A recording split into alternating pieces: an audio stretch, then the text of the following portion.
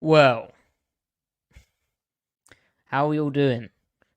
2 minutes later than promised. My apologies on that. Let me know if the audio's good, not too hot, not too loud, not too quiet. That was a bit disappointing, wasn't it? Although typically it started in a way that wasn't disappointing. I'll let everyone join. I won't do too long a preamble. Robert, no pasta today. No El Guini. Instead, I had burgers. Well, burger. That was the best part of my day. And then it got bad. I've got a coffee here. The old 1:13 a.m. Hedgehog coffee, which is probably going to steam up my camera. Fats, I've got you on the play calling stuff.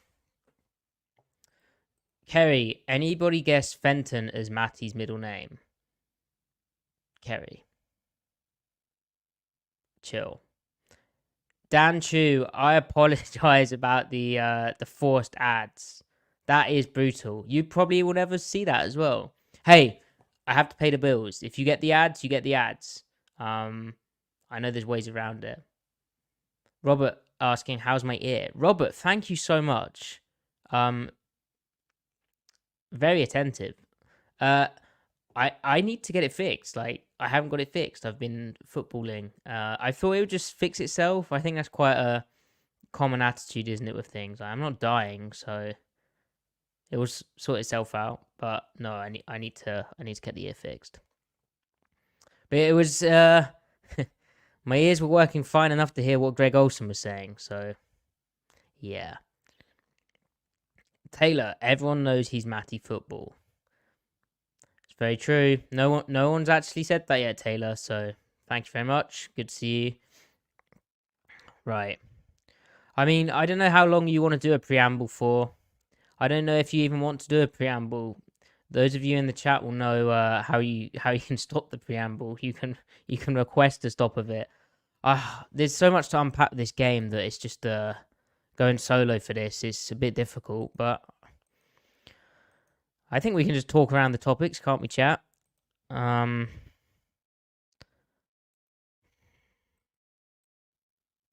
Yeah. Such a mess. Please do like the stream, comment down below, let me know about all of this stuff, how you think about it. I also did a Geno Smith video, so make sure you check that out as well. It's got some good views, even though I released it too late. Although, actually, it's not too late, because Geno didn't play. So, there you go. Right. John, I see you. You've requested it. And Dan, exactly, yeah. Don't hate the player, hate the game. That type of thing. Yeah.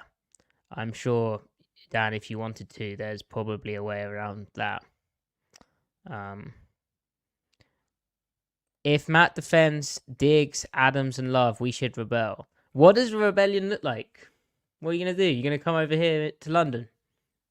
You going to do that? Okay. We'll talk about those players. We will. Okay. Let's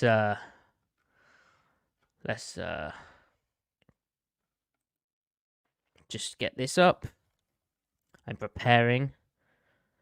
Game tracker. Perfect. Right. Let's go.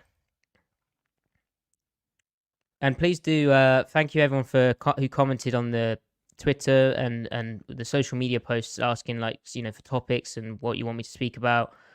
I'll try and cover as much as possible, but also do chip in live. Like I do it live for a reason, because I think the engagement's what makes this really good.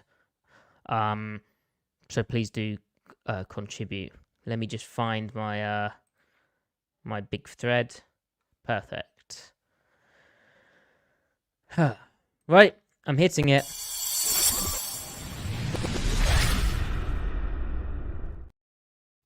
Welcome to the Seattle Overload podcast, where the Seahawks have unfortunately kept their losing streak alive. They have gone to 6-7 on the season after a 28-16 road defeat at the hands of the San Francisco 49ers.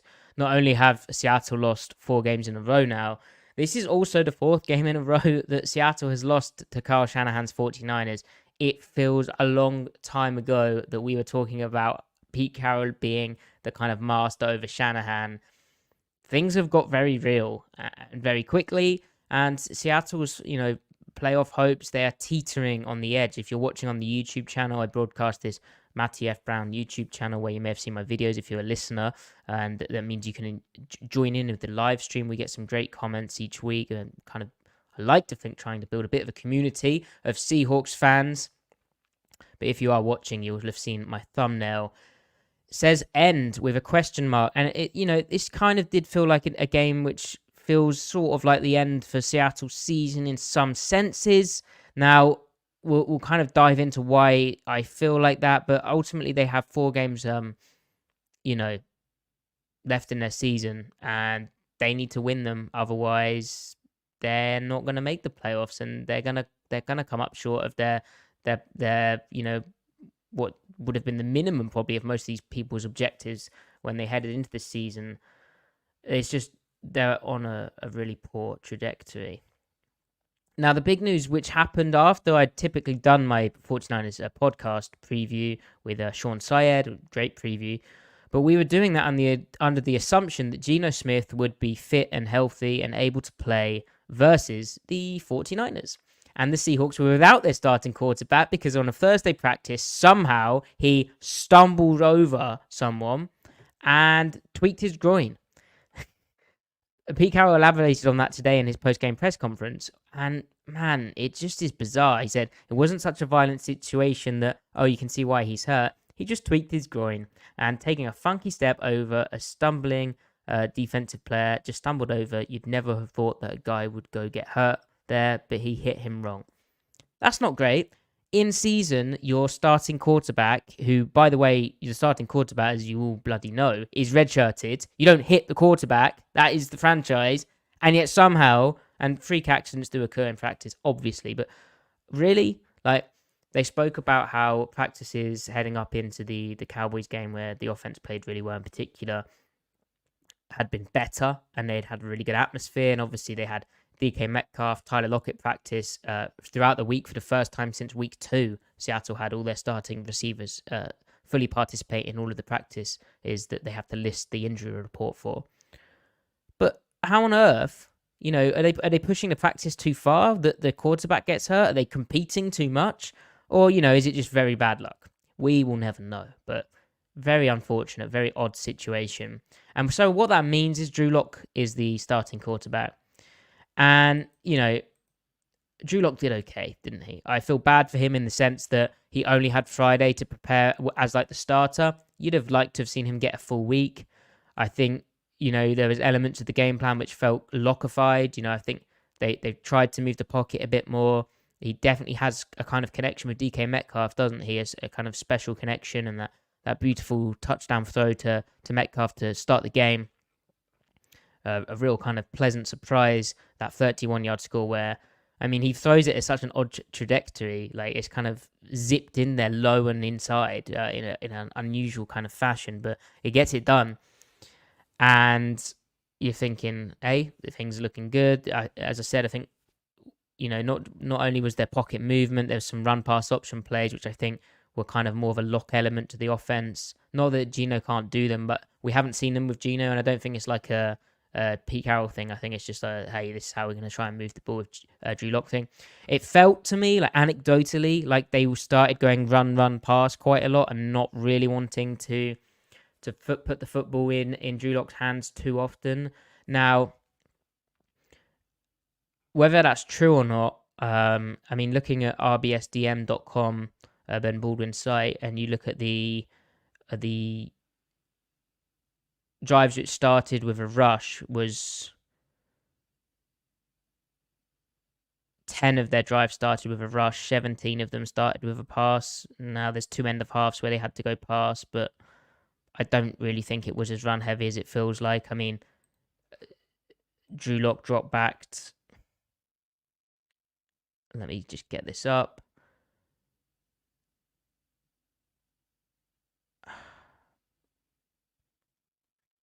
Why can't I get this up? Perhaps I need a sip of coffee. Drew Lock dropped back to 31 times. Well, actually, 34 times, and they only ran the football 17 times. So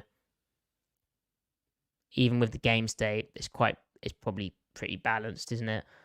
The run game itself was super disappointing. They had minus 0.26 rush EPA per play, which is terrible. Their pass EPA per play was 0.06, so still not great. 47th percentile, that is, whereas the rush EPA per play was 23rd percentile. And then in terms of the early down play calling, first and second down, their early rush EPA per play came in at 22nd percentile. Their early pass EPA per play, 68th percentile. So 49ers kind of doing what we've seen against the Seahawks offense from other opponents, where things are okay passing the football until it gets into the clear passing down situations, third downs, and then problems occur. Now, Greg Olsen kept banging on about how the Seahawks were a run-heavy team when it comes to second down. Second and 3 to second and 7 territory, again, according to this website, prior to this game, they run the ball 4% more often than expected. So, slightly run-heavy, but not particularly. I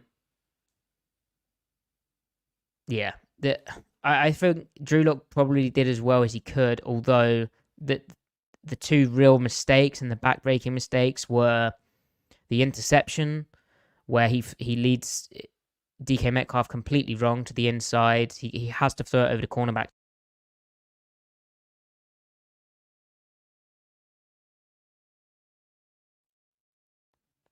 My mic disconnected. Brilliant. Let me know if you can still hear me. I've just checked. It should be working. Drew Lock said in his press conference afterwards that was just a complete inaccuracy and a big mistake that he wishes he could have back. But that's kind of what you get with him. His accuracy is kind of odd. It gets kind of loose. Thank you, chat. So, yeah. I wasn't expecting much from the offense. This is a really good defensive opponent. They just ran out of gas, didn't they? They kind of ran out of plays. I mean, the Colby Parkinson, triple pass, that was a cool play. Really nice kind of revenge play, given 49ers first did that against Seattle with George Kittle. Seattle conceded a touchdown this year on it versus David Njoku and the Cleveland Browns. Pete Carroll described it as an old NFL play when the 49ers did the same in his press conference today, but nice to have some revenge on Shanahan.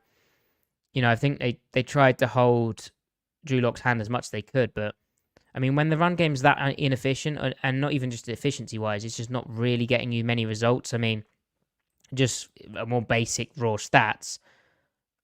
Rushing-wise, Charbonnet goes for... Oh, okay, so Charbonnet had 9 carries for 44 yards at 4.9 yards per attempt. But Walker, 8 carries for 21 yards. However, Charbonnet has a long of 23, which really does kind of boost that up. So, yeah, offensively, just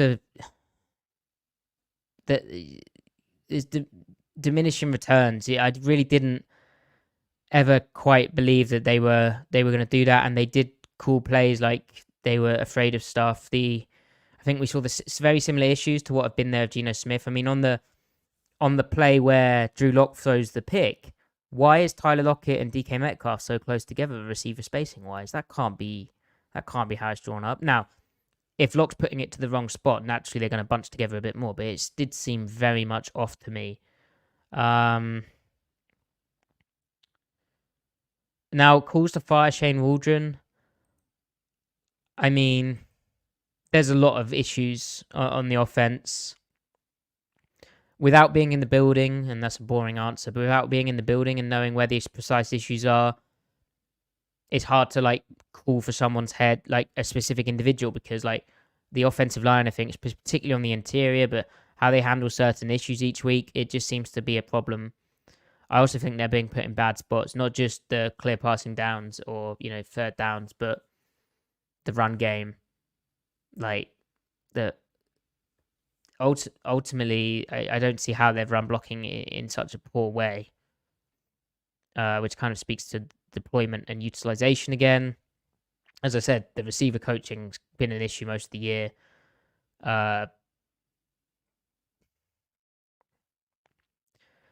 I do think there's going to have to be, well, not have to be. I do think there will be a scheme shakeup, a coaching staff shakeup on the offense, because ultimately we all see it. We saw it as like the talent being there and then just underperforming. So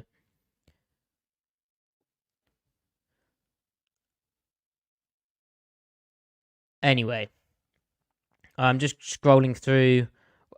Chat, I don't know what else you want me to cover about the offensive performance. I mean, Drew Lock did well enough to stay alive, but then there's times, like, especially late in the game, where he needs to try and work in the pocket rather than running out of it. That play when Nick Bosa kind of got a sack, they're in a 5-man front. He had a pocket there. He just saw an open gap, which wasn't an open gap, and it was actually a loop round for Bosa, who then made an easy tackle.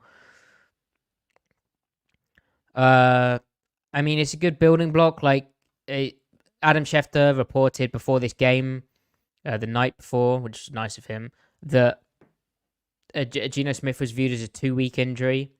So if he can't play Monday night against the Philadelphia Eagles, at least Seattle and Drew Lock have this game under their belt where they can kind of build on this and, learn from what went wrong, what went right, all that good stuff. It's not a complete disaster.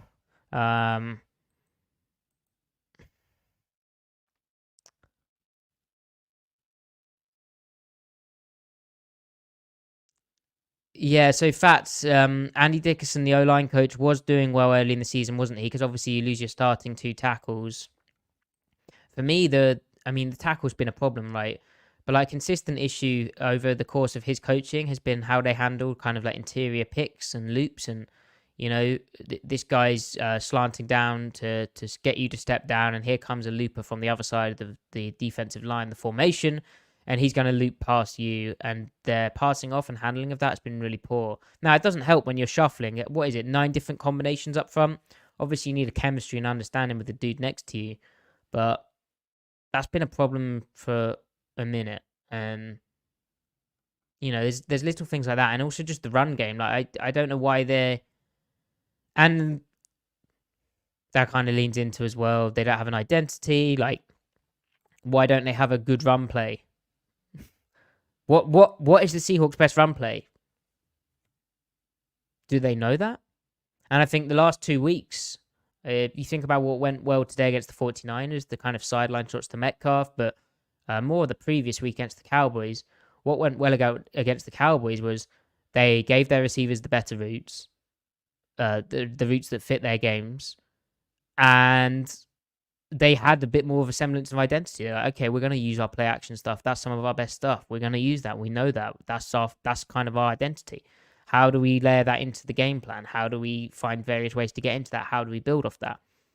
Now, again, in this game, it's a bit more difficult because you've got your backup quarterback in, and the run game was really struggling, particularly as the stretch went down on. But yeah.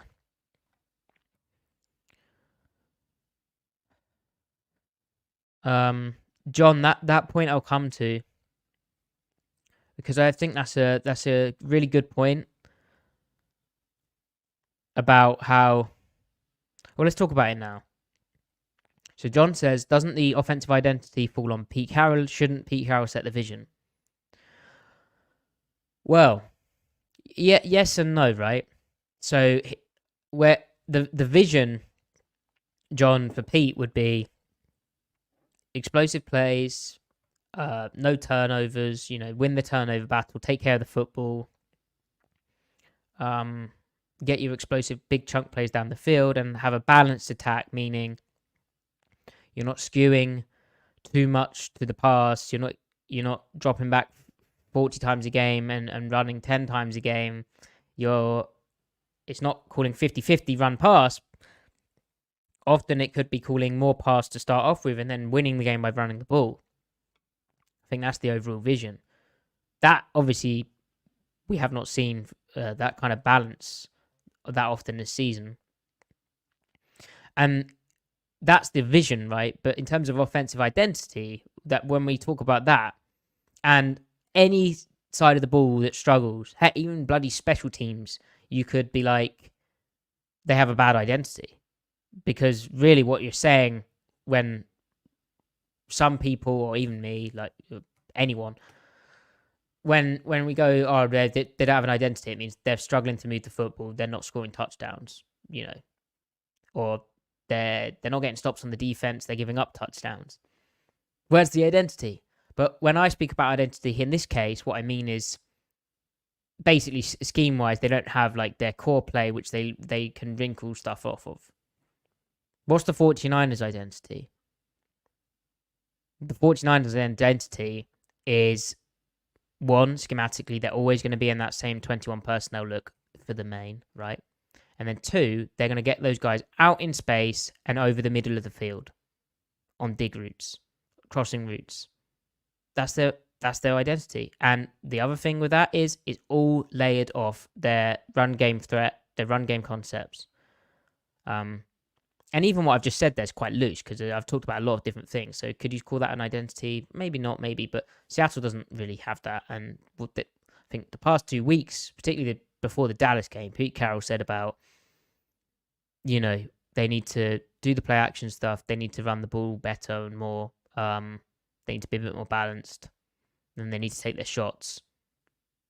That's a bit more of an identity. But I don't think Waldron, for a lot of the seasons, known what his best plays are. And while you get to, or what he wants his best plays to be, and that's a battle between, hey, on 11 personnel, we have Jackson Smith and Jigba versus 12 personnel, which is some of our best stuff. And how do we kind of blend in wanting to get Smith and Jigba involved, get him reps because he's a rookie. You want to get him up to speed with Geno, but also our multiple tight end stuff is good. And we have some good tight ends. We're paying Will Dissly as the 16th highest paid tight end. We got Noah Fant in a trade who we feel really good about. And Colby Parkinson's in a contract year and we're hoping can keep developing. So I don't know where I was going with that. Time for a coffee. Oh, and yeah, so the other thing as well with the Waldron, which is found hard, is, well, if you're not getting first downs on third down and the offensive execution's poor and you're being let down by poor receiver details, maybe your receiver coach or your offensive line can't handle interior picks, your offensive line coach isn't doing a good job for you, or your receivers just aren't catching the football, or your receivers run the wrong route, or, we've got instant pressure. Well, then how do you build or layer up your identity? Because you can't sequence plays because you keep going 3 and out or not having sustained drives. Dallas game as well, noteworthy because they actually picked up third downs. Now, in this game, the 49ers game, that unfortunately we're having to talk about, third down, Seattle went 2 of 11. Jeez, 2 of 11. Wow. I didn't realize it was that bad. What? So that must mean that's remarkable. So chat, does that mean that they... How did this... So hold on. So they picked up... so that's the other interesting key. So remember I spoke about how third downs you want to avoid. Well, the first drive of the game, they only get to third down on that 3rd and 6 where... they have the ball at the San Francisco 40-yard line. They pick that up 9-yarder. Then the next play is a 31-yard touchdown to DK Metcalf. So there's only one third down they have to face on that drive. Then the next third down they picked up was... So they go 3 and out. The next third down they pick up is... Oh, no. And the last third down they pick up is... in the second quarter, 12:52 in the second quarter, 3rd and 5, incomplete to DK Metcalf, and they flag Lenore for illegal contact, 5-yard penalty. Which, by the way, that penalty, every DB plays DK Metcalf basically like that when they're in that type of coverage. So expect more flags, I guess, because They've just let guys clamp him, play him, push off on him, and he gives his zone as well. So yeah.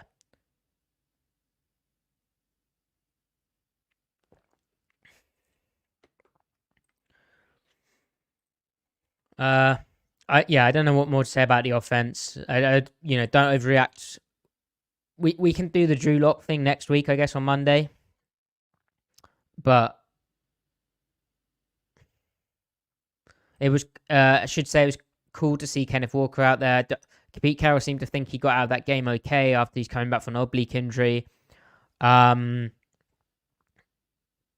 looked like he tweaked it, didn't it, at the end? And it looked like the worst possible tackle for that.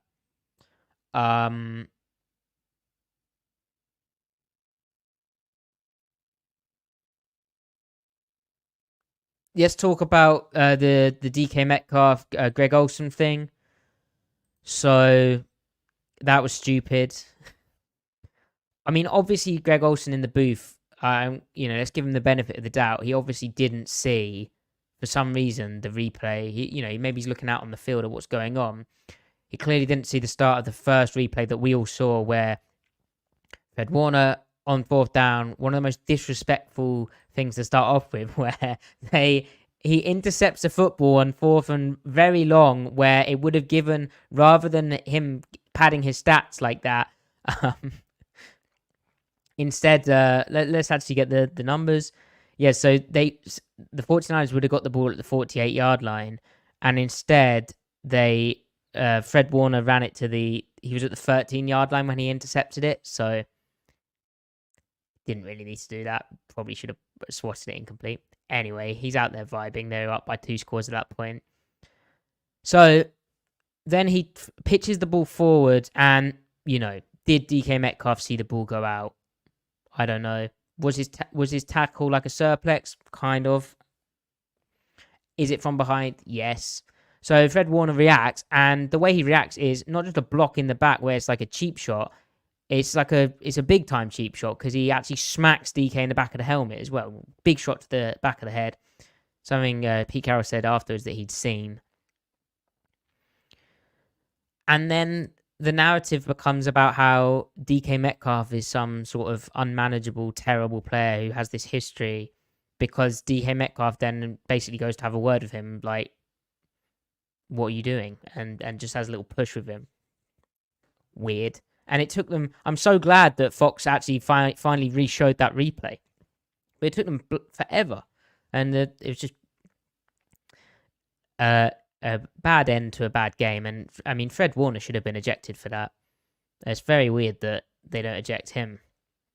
But they eject DK Metcalf. I know it's always the player who retaliates, but...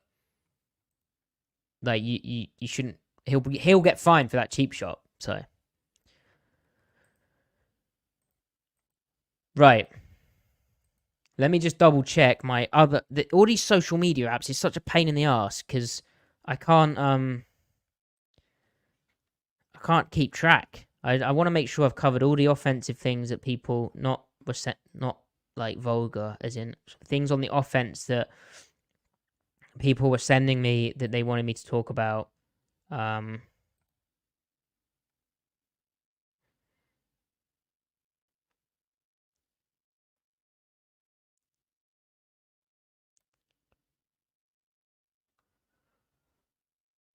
Yeah. I think that's everything. Yeah, Charbonnet did have 2 nice runs. That's true. Yeah, Christopher, I hear you on that. I mean, I have to kind of do it for work, but yeah.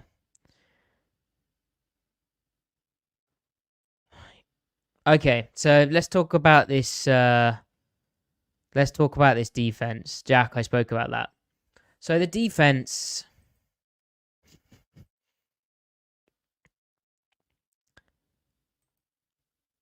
They did have 2 takeaways. Did they? Or was it more than that? Hold on.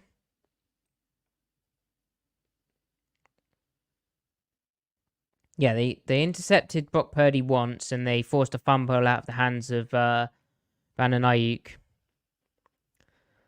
And yet, despite having 2 takeaways, Seattle lost the game. And the defense is a big factor in this. San Francisco had 520 yards, which is a season high for one of the opponents Seattle's faced. And Brock Purdy joined the famous 19 of 19 club per Football Perspective at FBG Chase on Twitter. The 19 of 19 club is he averaged 19 plus yards per completion with over 19 completions. He's the first quarterback to do that since Josh Allen in 2022, and it's just the 43rd time it's ever happened. What a nightmare. I mean, Purdy just stays absolutely unbelievable, unreal. 90th percentile game for him via EPA per play, 0.42 EPA per play, with an ADOT, so average depth of target of 9.3, which is pretty high for the kind of 49ers style of offense.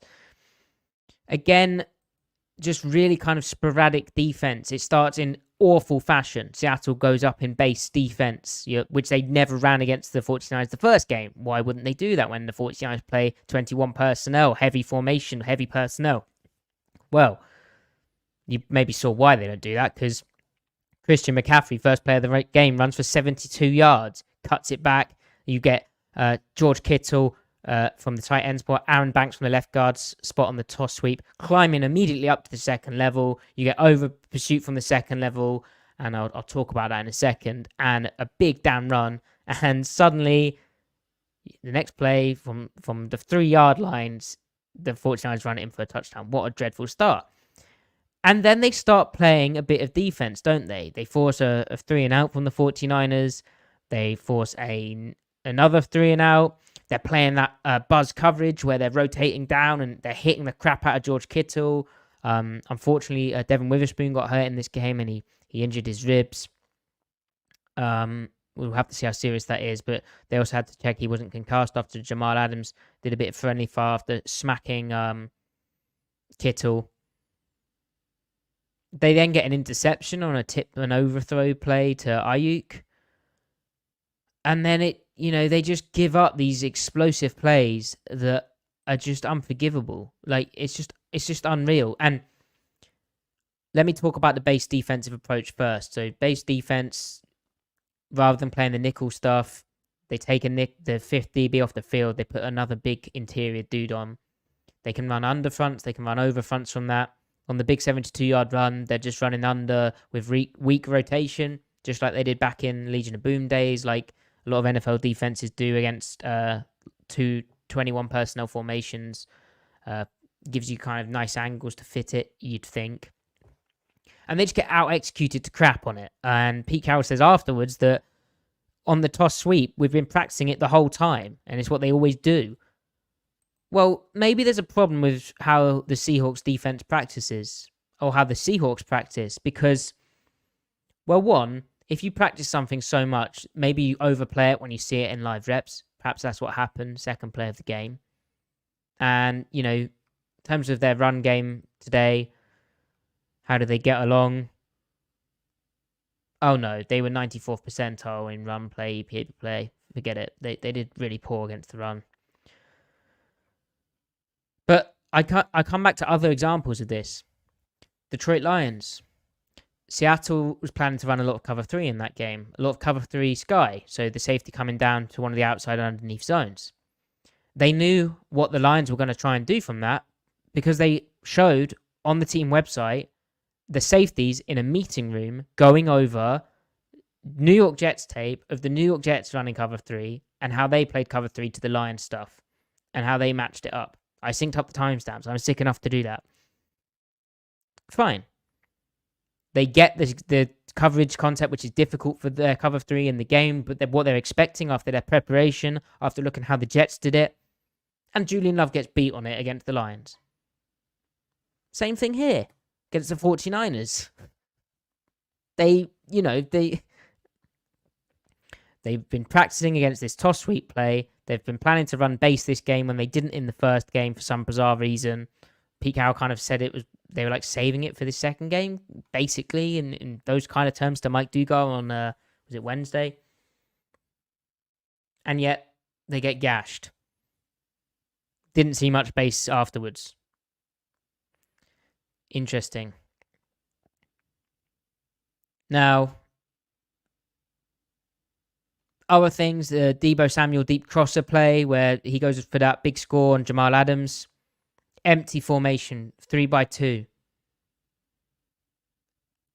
Good way of getting into empty by Shanahan. Same way he caused issues for Seattle in the first matchup. In the replay they show at halftime, Jamal Adams isn't even looking at that 3-up player. So he's caught flat-footed. Samuel runs past him. Big touchdown. As I said, Brock Purdy in this game, he goes 19 of 19.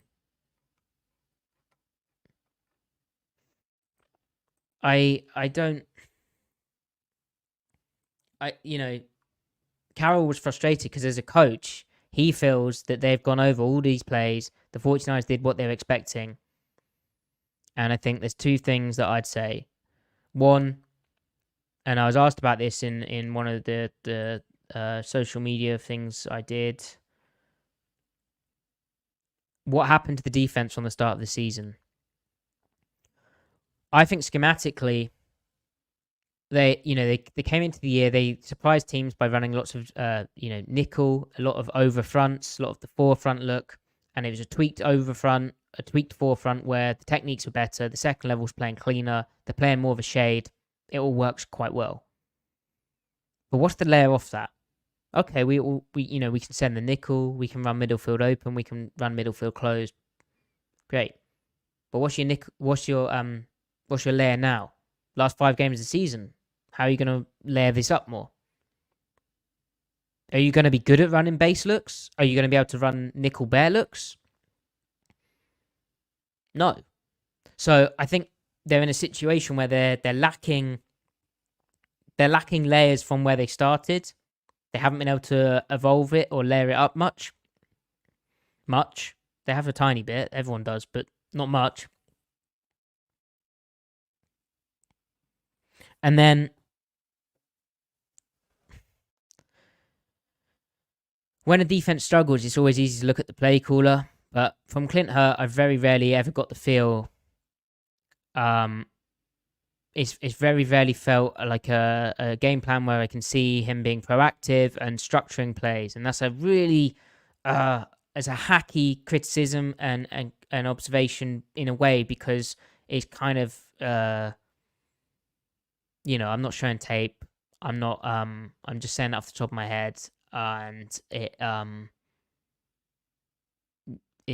comes across as a bit insincere, I guess. But with Ken Norton Jr., right? I very often, even if I disagreed with it, could kind of see the vision of, okay, he's doing this to set up this later down the line. He's not kind of just like, and he's not being, well, he did sometimes, but a lot of the time as well, he'd force the issue. He'd pose a problem for the offense and or remove a problem that would have become an issue down the line by calling a certain play in. Very rarely seen that with Clint Hurt. This is just my observation. So, and Dan points out in the chat, when does this fall on the players? The kind of issue that they practice stuff and they're just crap at it. Obviously, it's on the players. Of course, it's on the players. And this brings me to my second point. Today it was very apparent, especially when Witherspoon went out. The 49ers just have much better players, like on offense, way better players in the skill positions, particularly. But I mean, Trent Williams is an absolute dog, isn't he? But Kittle, Deebo Samuel, Ayuk, even Brock Purdy, right? Christian McCaffrey, they absolutely exposed the lack of speed at Seattle's second level. You have Jordan Brooks, who's playing hobbled. Good to see him out there, even though he's got that medial ankle sprain. But Bobby Wagner can't run anymore. Jamal Adams' movement skills look done. Maybe they'll come back, but are you willing to look through what happens next year? He's being paid a lot of money next year. Are you going to see that out? I know they could save $6 million. Is that worth doing? Probably not, given what his peak is, but definitely a conversation. Julian Love isn't very fast, and he makes a poor play on the other big play to Kittle, where he on 2nd and 9. Pete Carroll mentions this team never runs the ball in 2nd and 9. He bites up, and it gets thrown over his head. Very similar to the first time around. Quandre Diggs. I mean, I was asked about this at the start, so I'll address it. I didn't see much Diggs did wrong. Is it, what play are we referring to where, okay, there's some rough open field moments where they have really quick players, and Diggs isn't as fast as maybe he was at his peak, but please remind me, because there's a lot going on there.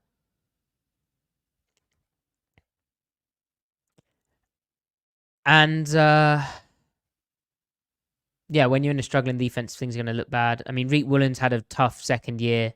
He has not made the steps he needed to after his rookie year. But also, he's coming off a knee scope. I think he's probably still recovering from that. But also, all the kind of work and refinement he needed to do in the preseason, he was unable to do. Debo smoked Diggs, which didn't look great on the broadcast. Brian, are you talking about the touchdown over Jamal Adams? Because it's Debo Samuel, and it's empty, right? Quandre Diggs has trips to his side of the field formation. He's the post safety. He leans his post 60-40 to the first seam route. Jamal Adams or potentially Reek Willen is responsible for 3 up and back across. So what Quandre Diggs is doing, he's in his pedal, right? He's in his pedal. He's weaving to his left. He's seeing the quarterback look left, and he has a threat up in his first seam. So he's sticking there. Meanwhile, Brock Purdy's then slightly moving towards the left, right? And he's pinging it all the way down the opposite sideline, and Diggs has to try and catch up there. That's not going to happen. That's not on the post safety. How many plays have we seen from Diggs this year on the ball? Galen asks. Fair. That Galen, if everyone else is playing better, then that post safety makes more plays on the football, or the deep safety. I mean, he made some good plays today. Absolutely destroyed Kittle. It looked like he'd knocked Kittle out of the game there, but not quite.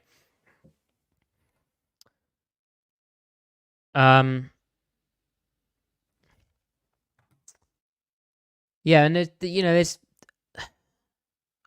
again, it feels like recurring issues. I don't know why. Like the way that they gave up the Jamal Adams touchdown, that's a technique thing, and it's also a thing of Adams almost plays it like he thinks Woolen's going to overlap it. Even though I've just said about Adams' movement skills notwithstanding, I mean ultimately it's a technique and a coaching thing. So you have to be able to transfer to the players what your principles are.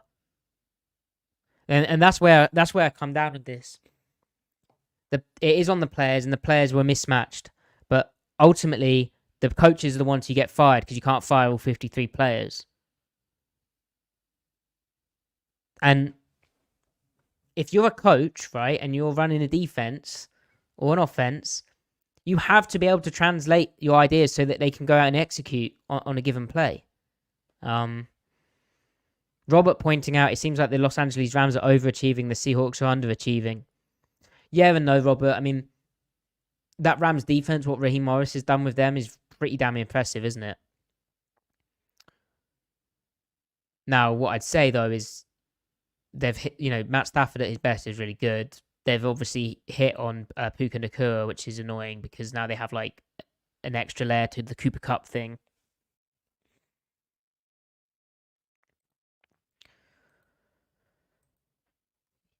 Yeah. I think the big off-season move I'd make, and Julian Love will have to see what happens there. I think they have to. I'm excited to see what Jarek Reed can do because in the preseason when he was playing on the defense, he was flashing quite a lot of stuff. Obviously, he balled out on special teams in the regular season before he got hurt. I think he is a dude who is Julian Love who could potentially be released because of that. I mean, they say 5.690 million. 5,690,000. That's easier. Brian Monet, the big nose tackle, if he's released, they say 5,900,000. I mean, those are the two obvious ones to free up some cap space. OD Death Metal, when did I say the scheme is working? When did I say the scheme is working? I didn't say the scheme is working. When did I say that? I've said that I felt they've lacked schematic answers. They've lacked schematic bullets. They've lacked the kind of evolution layers that you kind of need at this point in the season. And I've said that the players aren't they're not carrying out some of the plays that called in. For some reason, the players aren't carrying it out in a way that contributes to success. Just from a technique, they're playing with poor technique. It's not and poor communication, poor pre and post snap communication, and also, takeaways are kind of random, aren't they? But there were periods, and let me find the final statistics. The 49ers only went 6 of 11 on third down. That's still over 50%, but it's not like a complete third down demolition. And, combine that with the turnovers, there was like one or two moments where it felt like the defense was playing good football, which kind of, and they have some run stuffs, and then there's what ends up happening where they give up a bunch of explosive, bunch of yards, bunch of points even, and they just lose it. So, again, a recurring issue. Let me just sniff. This game's made me ill. Thank you very much, OG3. So, okay, overall ramifications of this game, because there's only so much I can really talk about with this.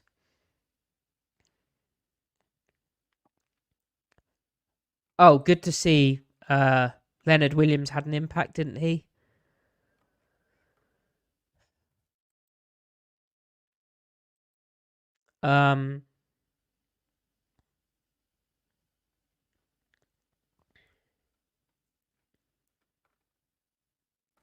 Yeah, so obviously Seattle needs to start winning like now, or they're not going to make the playoffs.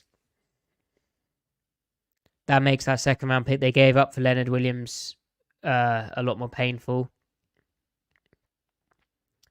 I felt at the time that was a good move because Leonard Williams is a damn good player, but also where Seattle's roster was situated, even though they had played some weaker teams who've stayed weak, even though their schedule was getting more difficult coming up, one, they absolutely needed more interior bulk on their line because it was just Jared Reed. Draymond Jones couldn't hold up playing that much on the inside in the nickel look. But then two, I really think Seattle's talent-wise, and I know I've just talked a load of negativity really around their second level and how slow they are when Witherspoon's not in there. But offensively, their offense has dramatically underperformed the talent that they have. The offensive line even shouldn't look as bad as they have. And like I said, they've been put in really poor situations. Why is my camera going up and down? I don't know.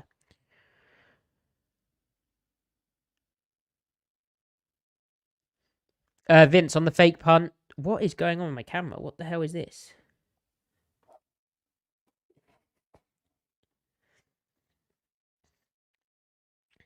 Now, yeah, so on the fake punt, Vince, which thankfully came back because of the guy slipping and kind of cut blocking. Well, he did cut block Julian Love. Was it Julian Love? Vince, they were playing trail on that side of the field. And I think I need to watch it back, Vince. But basically, the way that Seattle rushed meant there was no edge there, no one contained.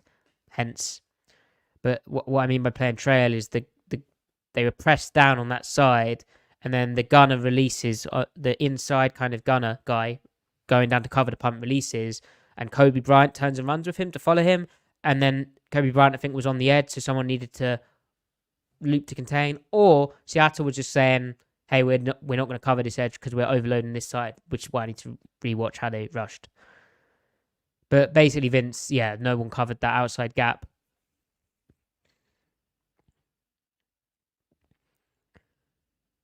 Um,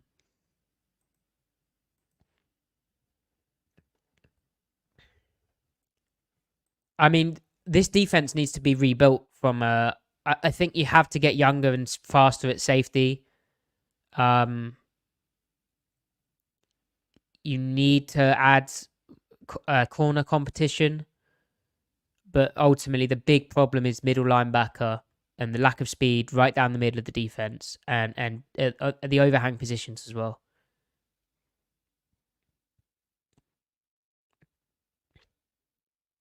Majombo, you mentioned they can't pressure anyone in the trenches.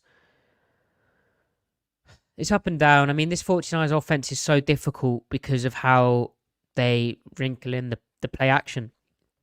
They give their O-line some really good stuff. I mean, Seattle had 3 sacks on Brock Purdy today. I need to see the pressure percentage, of course. But most of those sacks didn't feel coverage related. It felt like quick wins, like quality wins.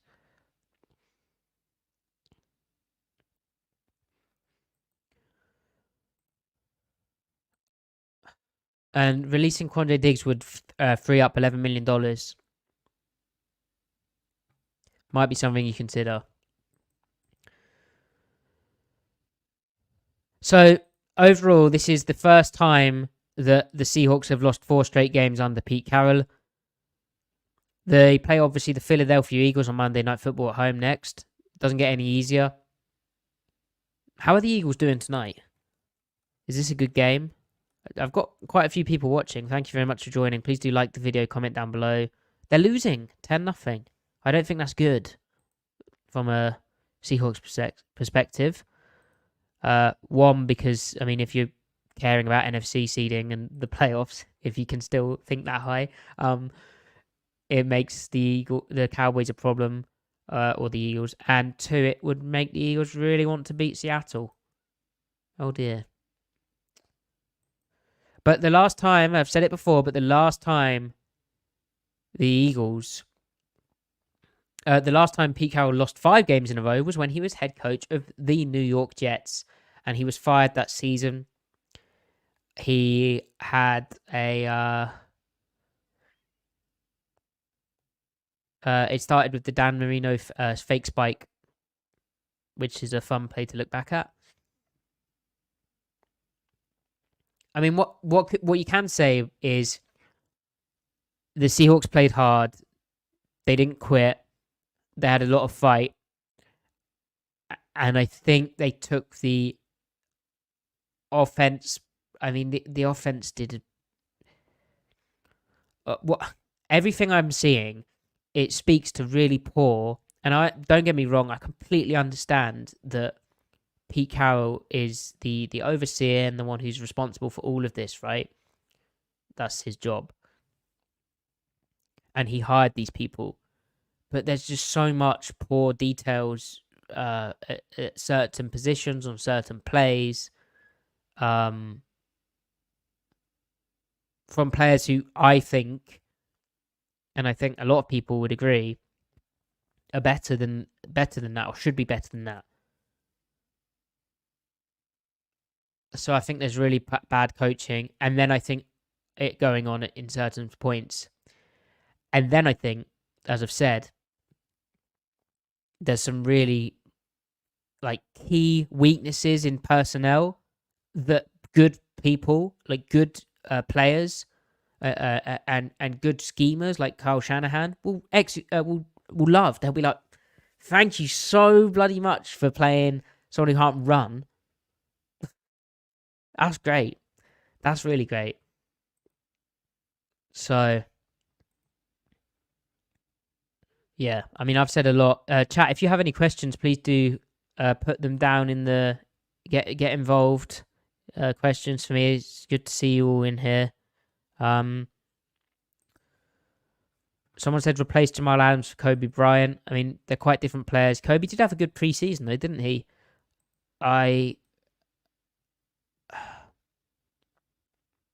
Yeah, I don't know if he's a starting safety, but we'll see. I'm sure he'll get the opportunity next season, next preseason.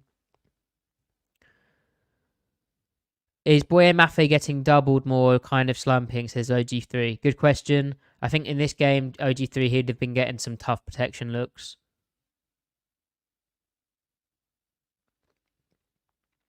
Should Jordan Brooks be re-signed? Asked Brian. Absolutely, Brian. Like, he's someone you build the center of your defense around when he's healthy. Like, he can run, he can hit, he can do basically anything. He's a really good linebacker. Andrew says, how did Derek Hall do with his reps? I saw one play where he kind of got, it looked like he kind of got reached, but then I don't know if he was intentionally playing that block of, and he's up against a great player, isn't he, in Trent Williams. I don't know if he was intentionally playing that block thick because he expected kind of more help outside with how Seattle was playing. Need to watch tape, Andrew, but I'm interested to see that. And thank you, Andrew, for asking that because it reminds me, Frank Clark didn't travel for this game. Let's unpack why that could be. Why did Frank Clark not travel for this Seahawks game? Well, Pete Carroll said in the week prior that he wanted to get rookie Derek Hall more involved. And I don't have the snap counts yet, but we definitely saw him on the field. And as I've said, Frank Clark didn't travel for the game. So, I mean, Frank Clark could have just got pissed off and said, like, oh, I'm not playing down there. Which, why would he do that? Well, if Seattle was planning to run base in this game, which they did, that requires both outside linebackers to play left and right. And if the coverage called in requires it for them to pass drop. And though Frank Clark is a lot skinnier than his first stint in Seattle, he's, one, joined the team late, but two, he's also never, even though he's lighter, I don't know much about his pass coverage ability, but I wouldn't say that was more of a thing. And when you're in base, you have to be able to drop either edge, okay? You just have to. Remember, it's like the old Sam, like Bruce Irvin used to for that defense. So, it could be that. It's probably that Clark was told, hey, we're going to play base. Hall's probably going to be ahead of you in those situations. And then you can kind of read how that goes to, I'm not going to travel for the game. Or maybe they just said, hey, you don't need to. We don't know. They didn't give a reason, but they said it was a non-football reason. So hopefully everything's okay in Frank's personal life. We it could be anything. Could be that he was the one who hurt Geno Smith in practice after he stumbled over the defender. Could be that. I doubt it, but it could be.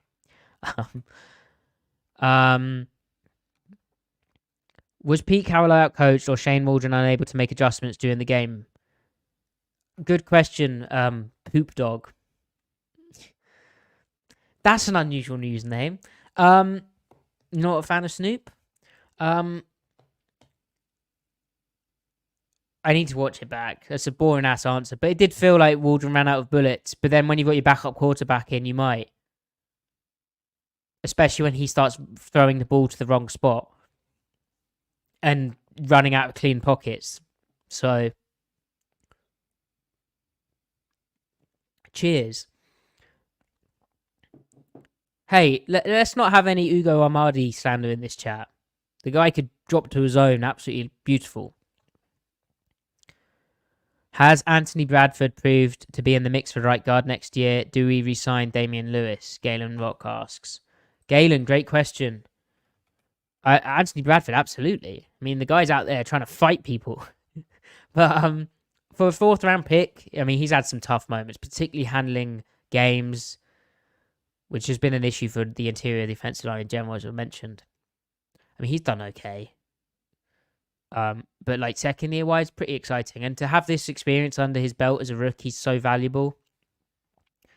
Damian Lewis, I mean, this shows how out of touch I am with the whole roster construction stuff. I'd actually forgotten that his contract was up this year. That's an interesting one. I think with how they're playing, they'll probably let him test the market. But bring him back. Some semblance of continuity would be nice on the interior. I'm excited to see what Olu Timmy can bring at centre. You'd think that would be the plan next year. OD Death Metal says, if they do bring Pete Carroll back, they have to go outside the VMAC for the coordinators. I'm talking S-tier meta offensive and defensive coordinators. OD Death Metal, what is the meta defense in the NFL which doesn't involve multiple first-round pick defensive linemen?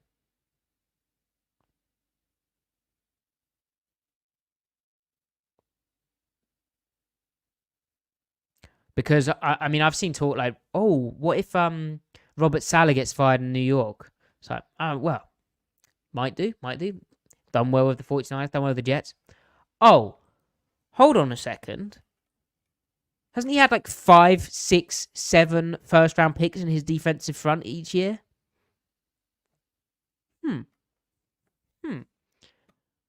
Must be nice.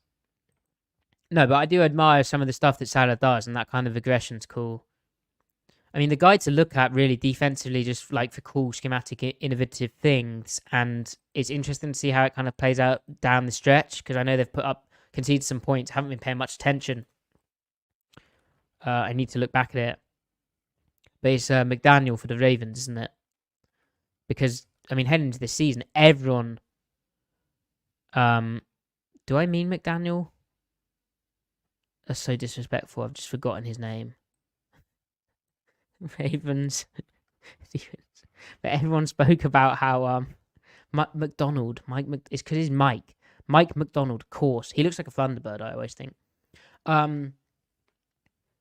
Everyone talked about how their pass rush was going to be poor this year, and they've done so well.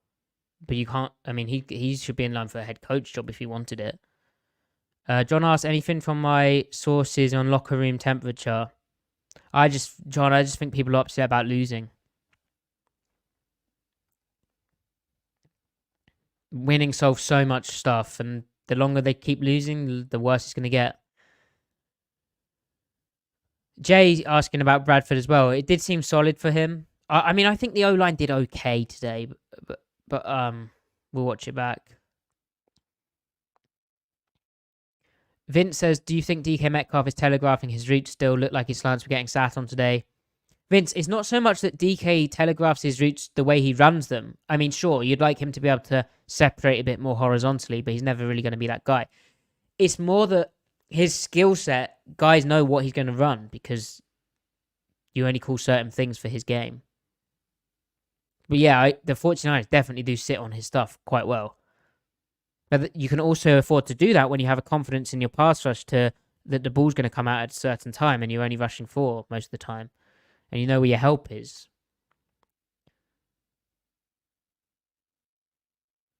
Do they play different coverage and Mike Jackson's on the field instead of Trey Brown? Asked Derek. No, not really, mate. Galen, is Boye Mafe, Derek Hall, or Uchenna Nwosu enough at edge moving forward? Well, Galen, probably not, and that's why the second-round pick that they gave up for Leonard Williams is like, especially like, because what was really nice about the Mafe pick and then the Hall pick was they were both kind of the second-round range. Like, you get like not quite top 50, but that sort of player, and especially the outside backer type, that, 250, 260 guy, athlete, but he doesn't have maybe the prototypical big 4-3 edge size. There's maybe he's not quite as polished, but he has the kind of raw athleticism, some of the rush traits that you want. You can get that in that type of range, but now they don't have that second round, especially it's looking high, isn't it? Now it's kind of, we trade down from the first round and take that kind of guy. I mean, they should re-sign Leonard Williams because he's a really good player, but we'll have to see if he wants to re-sign here. I know Tyler Lockett helped him get a house.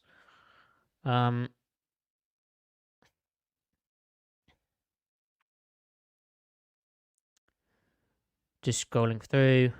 Yeah, Misfit, sorry you missed the first hour. The game ended a bit earlier, so there you go.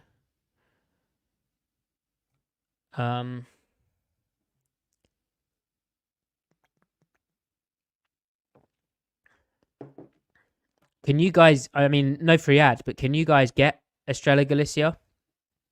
I'd very much recommend it if you ever see it. It's a Spanish beer from Galicia. It's very nice and malty.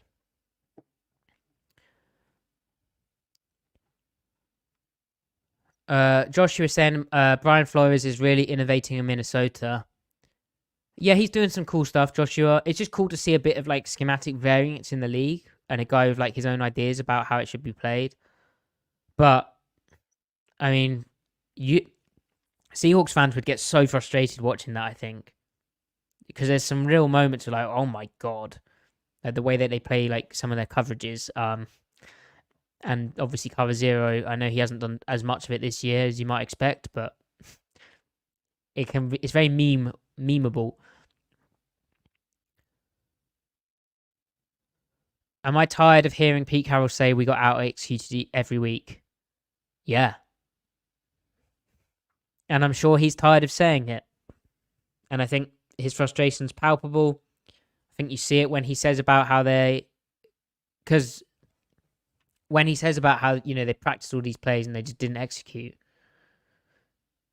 Well, it's because tomorrow I was going to be like, well, how come you give that up when you... Well, how come? If he had the answer, it wouldn't happen. And again, that's positional coaching. That's not a head coach who carries that message over. And Pete Carroll always gets overlooked. He's a big-time delegator. Last season, great evidence. Great evidence of it last season because the defense, afterwards when he's looking back on it, he goes, yeah, we probably got the balance wrong. We went too far. He just handed it over to Sean Desai, Clint Hurt, said, go and do your thing. Run your system, run your thing. They put together a really bad, broken, couldn't stop the run for crap product from the jump, right? And then it's, okay, how can I help these guys coach it up to actually be kind of functioning? Made some tweaks, they worked, couldn't tweak it fully, couldn't fix it, couldn't get it right.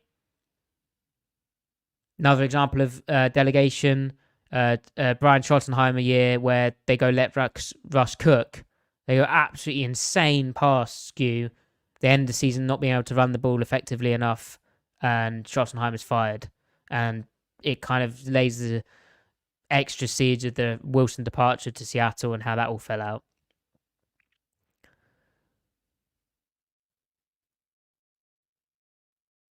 We're like 30th in the league on third down. A coaching change has to be made, and this is years running now, Matty. What's years running? The third down performances on defense? Are you referring to defense or offense there, OD? Yes, Galen, that's a good shout. Evero from the Panthers Broncos. He does some really cool stuff. When he was with the Broncos, watching the Draymond Jones tape in particulars, but they like do some smart stuff. I know they were really bad defending the run in Denver, but he seems smart.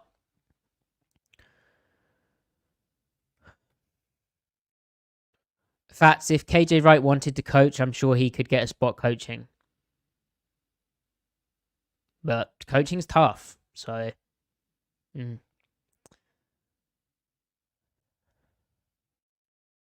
No, trading DK Metcalf is not worth it.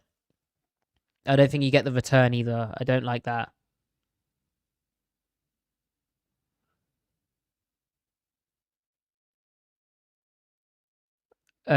Poop Dog. That's nice. That's a nice comment. What podcasters have been giving me mad respect because I would like to thank them. Is it time to test Levi Bell? Says Robert. No. He had a fun preseason, didn't he? Could do with a fullback in the offense. Yeah, so Atraub.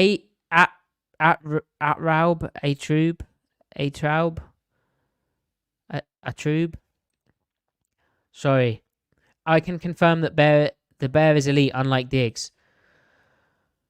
Well, we don't need to get into the Diggs stuff again. I've already talked about that, but their lack of the lack of diversity on defense is a problem. And then when they try and sprinkle in a bit of extra flavor, they get done in.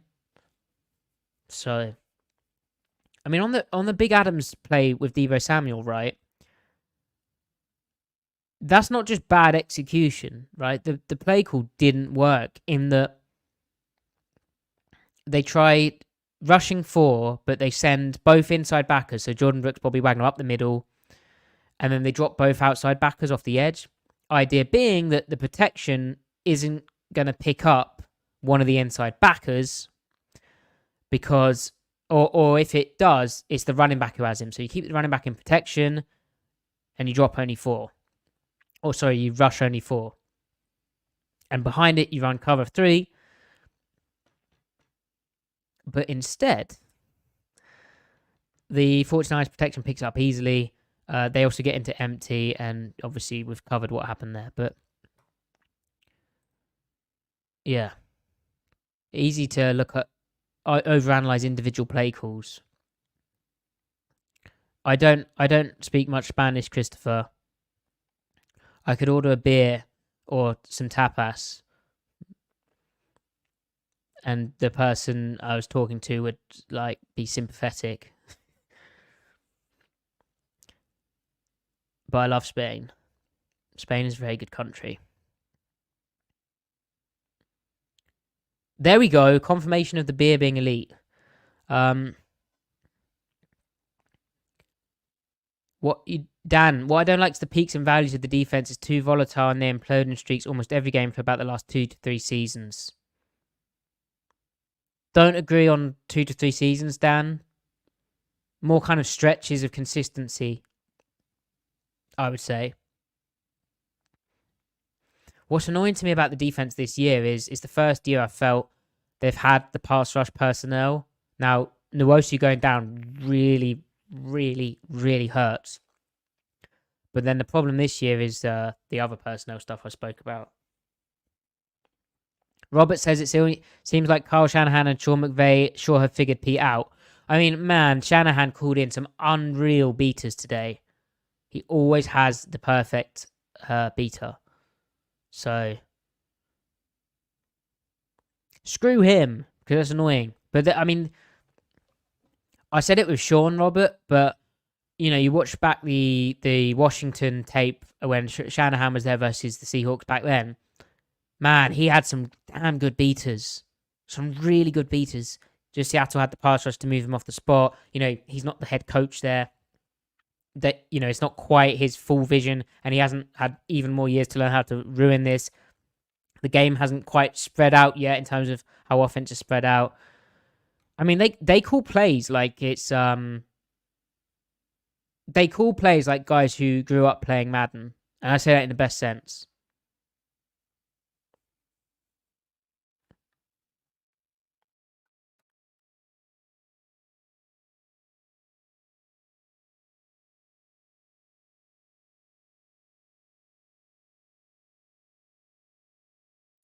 Oh, that's nice of Dan J.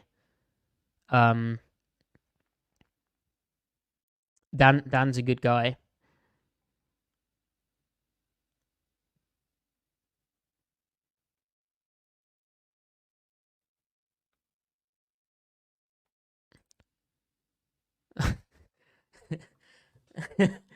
Thank you for the donation, Narc Diaries. I hadn't seen that DK Metcalf's unfollowed the team. I really wouldn't overreact to that. I mean, if you're a professional athlete, you've just lost a very disappointing game, right? Then on your timeline, you have to see a big feed, and you probably don't follow that many people. You see a big feed, and a lot of it is reminding you of that really disappointing game you've lost. You might unfollow the team. I also, you know, with unfollowing, did he ever follow the team? Did he accidentally unfollow the team? You don't know, but I really wouldn't read too much into that. He's upset. Oh, Poop Dog, thank you very much. I didn't know about Locked On Seahawks or Cairo Sports using my comments. That's cool. I'll check that out. Interesting that Seattle are the 32nd team in the NFL for time of possession this season, also the 31st last season and 32nd again in 2021. That is bloody terrifying, Patrick. Jeez. So this year, it's that the offense has been absolutely dysfunctional for massive portions of the season. And then the defense has been hot and cold, and now looks like a complete mess, right?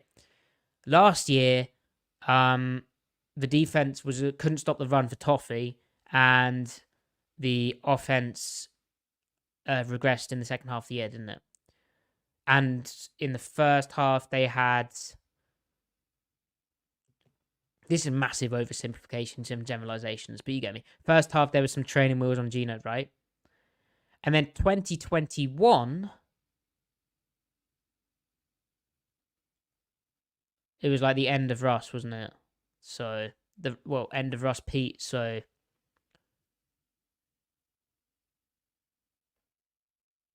And also, they couldn't rush the passer. They didn't have any pass rush, did they? But they had very good scoring defense. Remember the Ken Norton Jr. statistics about their scoring defense since a certain week and how they kept teams out of the end zone. Aaron, don't say that. As someone who historically likes football and I like history in general. That's what I did my degree in. But Pete Carroll's career with Seattle has really mimicked his USC run. Don't say that. That makes me really sad. But Aaron, is there a scandal? Well, what's the scandal? Are we... Where's our Reggie Bush? That's what I'm asking.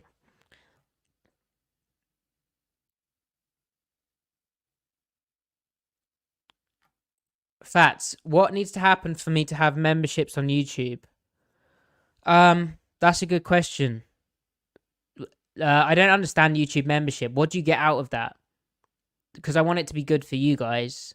Now, bit of a promotion. Dirty coffee mug.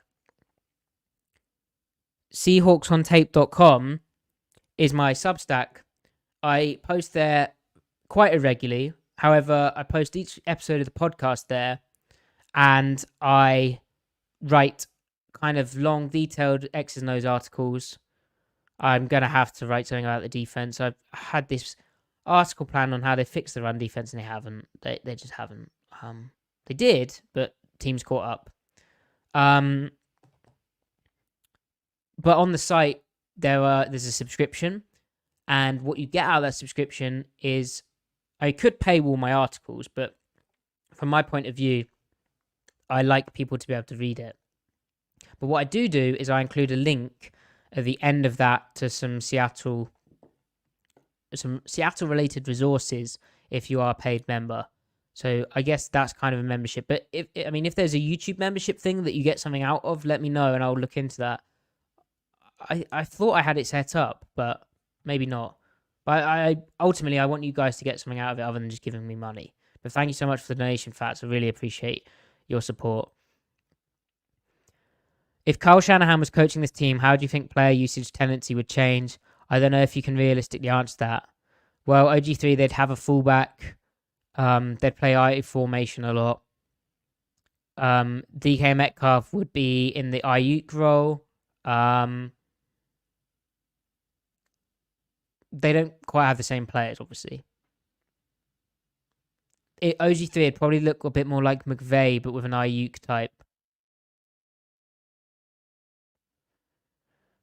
Noigash saying the league's run by offensive coaches, head coaches. Someone else raised that the other day to me. It's kind of true. I don't know what the correlation is, but I think, Shanahan and McVay are just very, very clever in the way that they scheme, and that vision is very visible throughout their designs. Right, like it really does show up in their offense, and they've had such a remarkable exposure to football, like through their lives. And obviously you're seeing it with McDaniel in Miami as well. Defensive wise, D'Amico Ryans, you're holding out hope for. McDonald, if he gets a head coaching gig. I'm a defensive guy.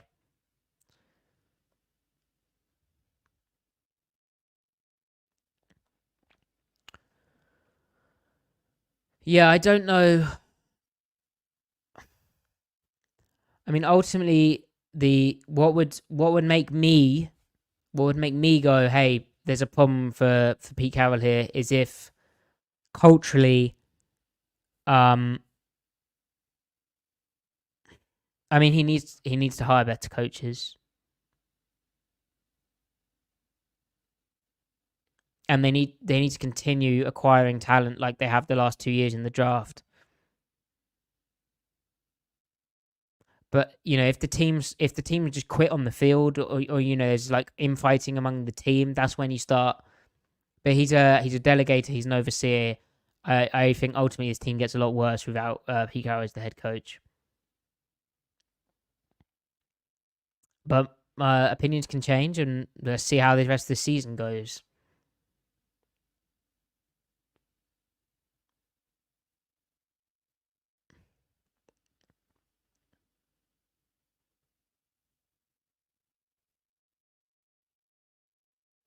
We need Overload and Seahawks on tape merch, says Taylor. I'd wear the hell out of a Seattle Overload hoodie. That's a cool idea. I don't know how I'd do that.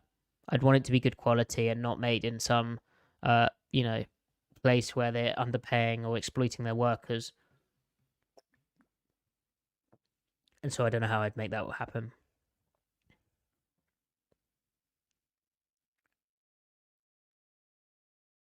Oh, thank you, Fats. Well, Fats, you really do support the content, so I appreciate that.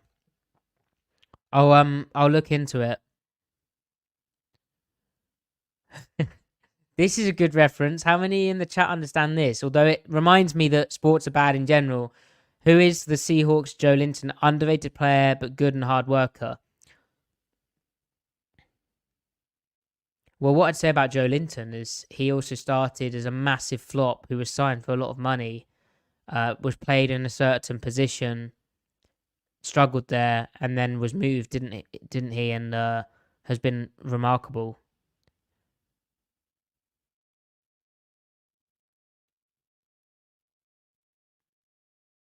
I don't know.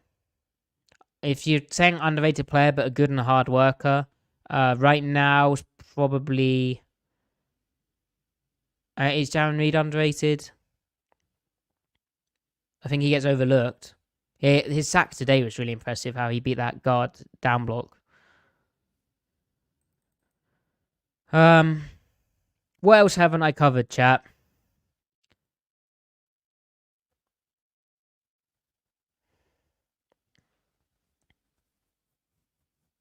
Oh, that's the other thing. A lot of people like to point towards the Arsenal Football Club analogy with Arsene Wenger. Well, the thing with Arsenal was the ownership was an issue, wasn't it, Noah?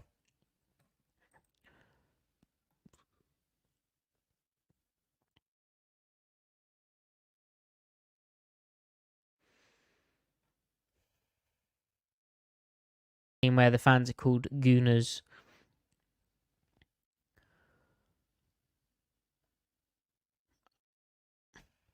Let me just check that I haven't missed anything else.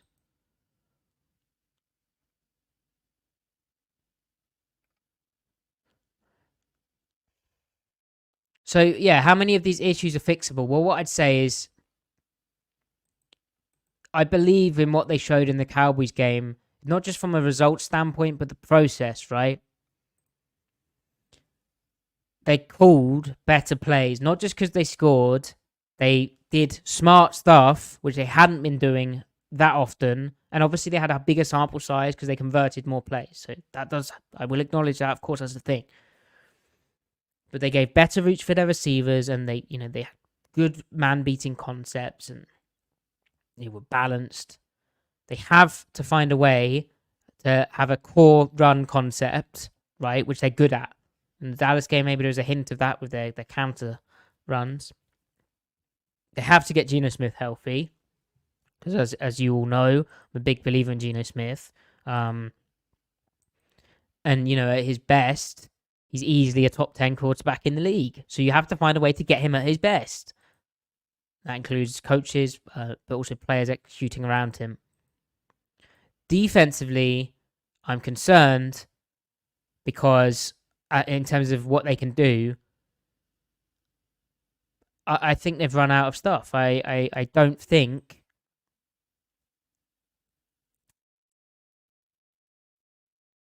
The weakness. I just don't think they can work around against the good teams. I think it's always going to be up and down.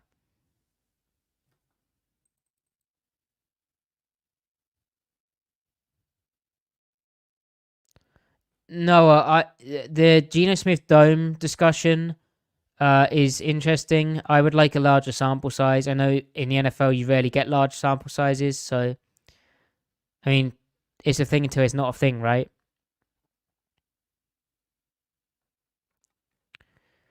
Yeah, Dan, that's kind of what it has to be. The offense has to be able to win shootouts if and when the defense gets gashed. I don't think the offensive line is quite good enough to be able to do that. Slash, I don't think they have a good enough run game to be able to do that. And that's kind of why it would feel imbalanced.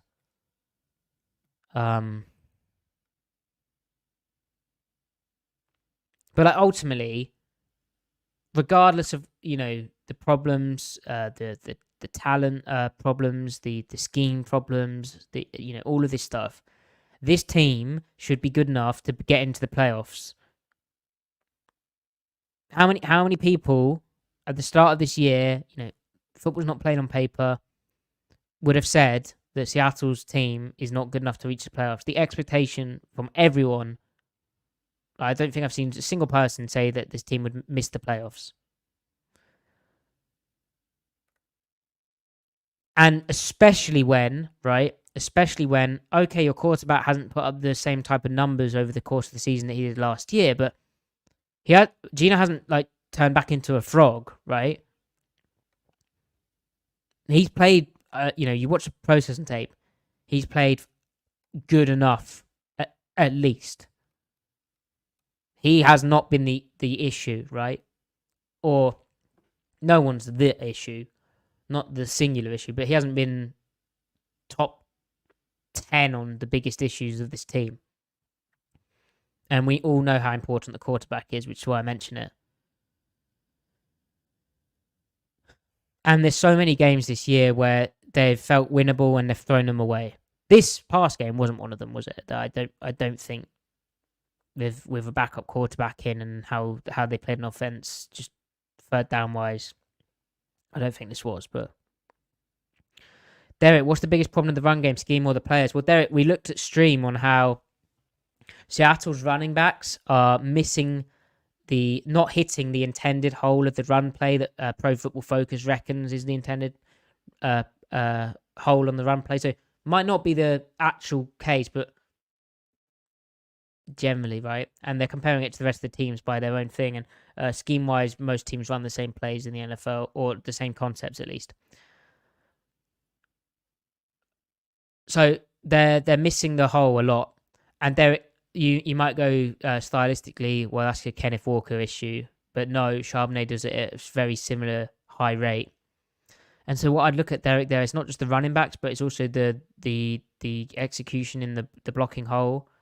Clearing out the intended hole isn't happening. It's getting blown up. Defenders are flashing there. Blocks are losing at the point of attack.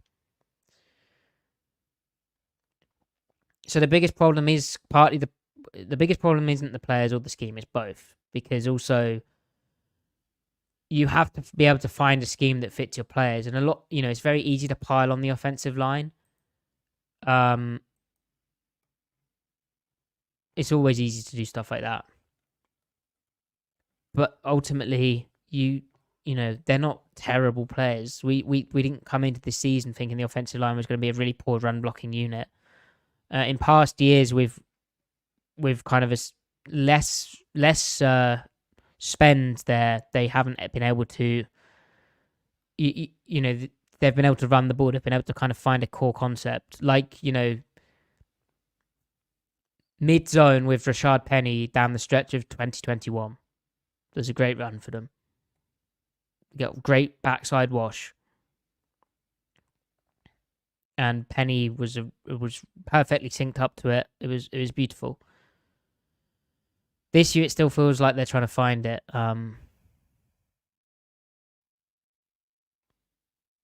And when you find that run, it's at that point you can get really good at it. Like once you found something, hey, we're quite good at this, then you can really build up, layer that up, get good. See it against different defenses, different plans, and get good at it. But it still feels like they're trying to find it. Robert, one play, specific question on the first interception. Is it a wrong read by Locke, inside versus outside route of DK, or an inaccuracy? Robert, the way that Drew Lock spoke about that afterwards was as though it was a inaccuracy. I mean, he said single high, but Robert will never actually know because afterwards he's talking, hey, single high safety, corners low, I need to throw it over the corner to the sideline. That's obviously the read. That's the correct read. But maybe he did read it wrong in the game. I would be surprised because the post safety is right in the middle. I don't think they spun or rotated. So I'd lean inaccuracy rather than him just blowing the read. And we've seen moments of inaccuracy from Locke. I mean, I said it at the start, but even that touchdown to DK, he threw it very odd. It worked, but it was like, whoa, that's an unusual throw. Unusual trajectory on it.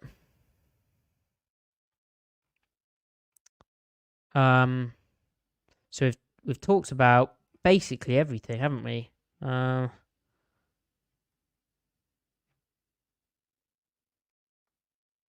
Where's my chat? Please do keep the questions coming if you want me to stick around.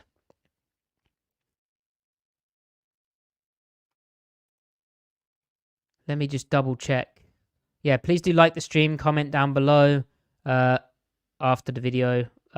Also check out the podcast. It's just this, spoiler, but you might get an introduction music, which is like, this isn't for the moron fans. This is for the smart fans.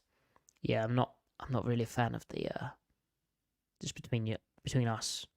I'm not really a fan of the intro. Yeah.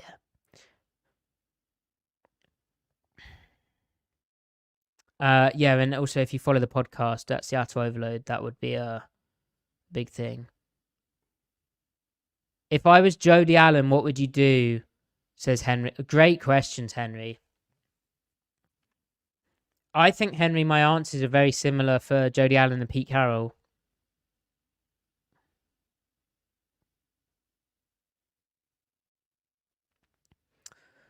Jody Allen, I'd ask, what the hell's going on here? Why haven't you made the progress we expected? I'd get to the bottom of it. And then if I was Pete Carroll, I would review how the season went, review the problems, which is what they'll do, and probably fire someone. Or in a positive way, I would probably hire someone. Yeah. And if I was John Schneider, I would be looking at, as I've said, you've got to rebuild the middle of the defense. Now, I think Jaron Reed and Leonard Williams are right. You could add another player. I mean, even the Draymond Jones signing, like, he is a bougie Quentin Jefferson.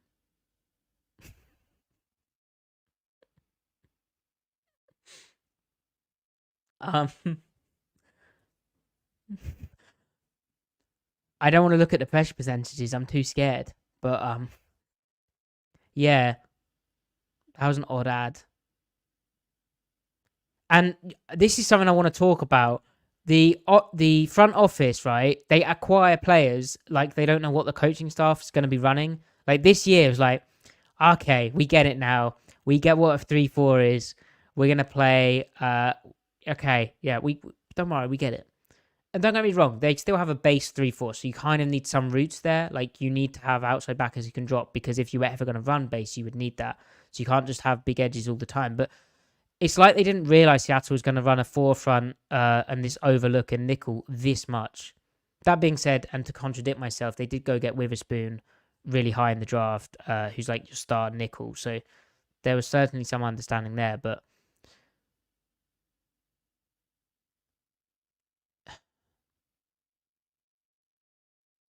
yeah, like down the depth chart, they kind of get a bit weird.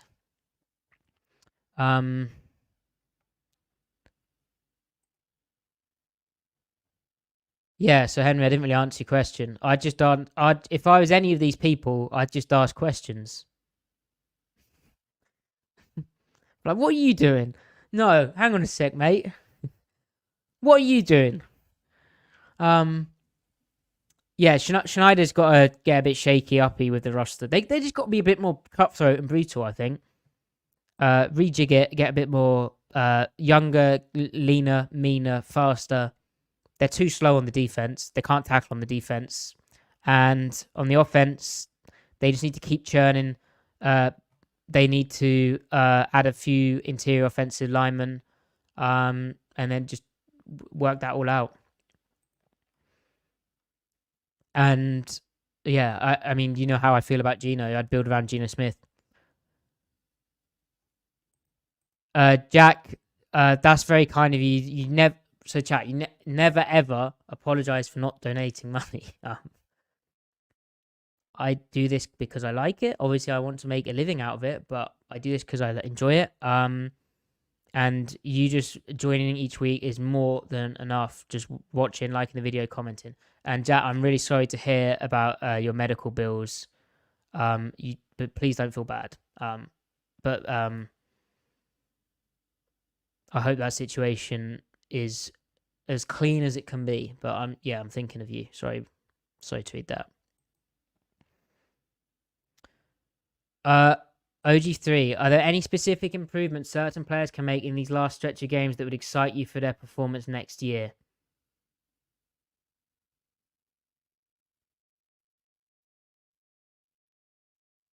Well, catch the touchdowns, block the touchdowns. OG3, I think if they could find a run game concept that they could hit reliably and they could get more efficient running the football, that would really excite me. A bit like how they did with Penny down the stretch of 2021, like I spoke about. I think that would really, really excite me because it would be... I mean, that was so weird as well because I was like, oh, well, they're a mid-zone team, 2021. 2022, they'll hit on that. And it never quite got back into how they did it. John Carey is the campaign, isn't it? We'll always remember Griff's masterful voice acting.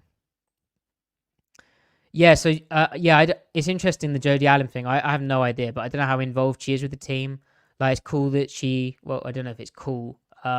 She's obviously involved enough to be in the draft room, in the war rooms during the draft and stuff like that.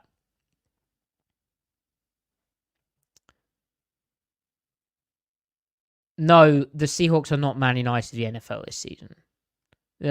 Funny enough, I mean, they're winning right now, but usually the Dallas Cowboys are like Man United, aren't they? Jay, that's very kind. Thank you for the donation on behalf of Jake. Camden, Jodie Allen, brother.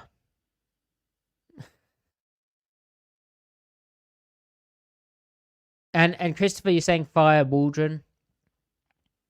I mean, that might happen. It's one of those where whoever gets fired is obviously... Oh, that's such a dumb thing to say. Why would you say that? What I was going to say is whoever gets fired is obviously the one who's been blamed. Duh. But what I mean, why I say that is there'll be a lot of investigating and they will know, Pete Carroll will view it as this is the problem.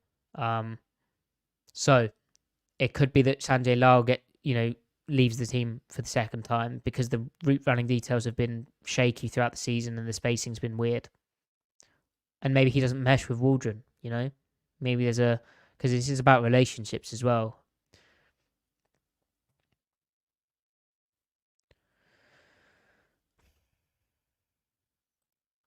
This isn't the game to... I don't think this is the game to have a massive indictment on Shane Waldron. I think he did about as much as he could have done, to be honest.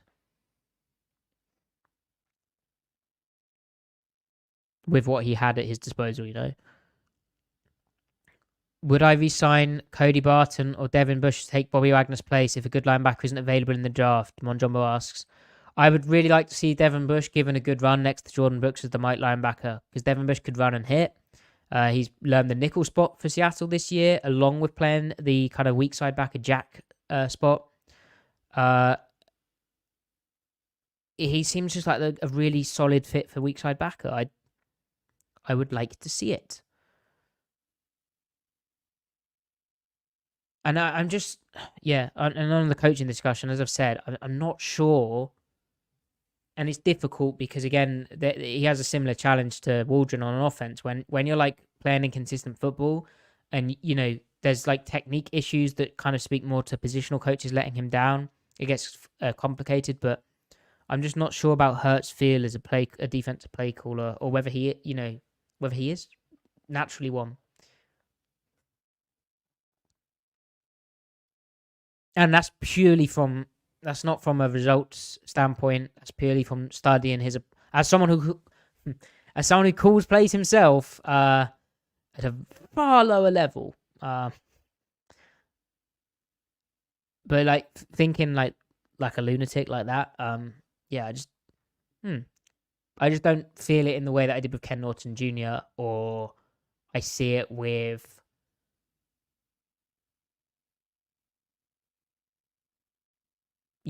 good NFL defensive coordinators.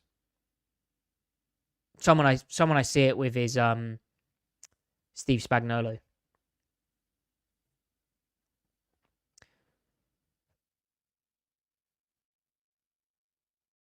Fats, thank you for your comment. OG3, Dak Prescott is cooking, by the way. Well, that's a funny one, isn't it, Dak Prescott? Because a lot of people like to critique Dak and meme Dak, and he is the quarterback of the Cowboys, so he's going to get that attention. But look at him now. With Schottenheimer as his quarterback coach, by the way. This is making me sneeze.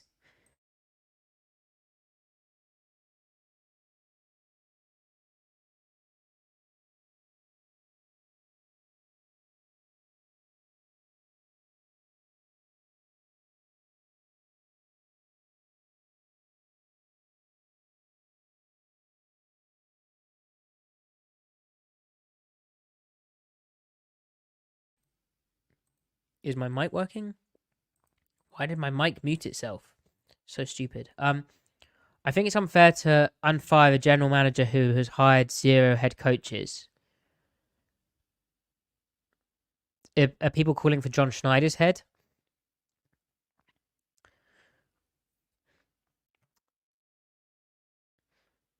I mean, he and Pete come together, don't they? But if Schneider did get fired, I think he'd find a job again.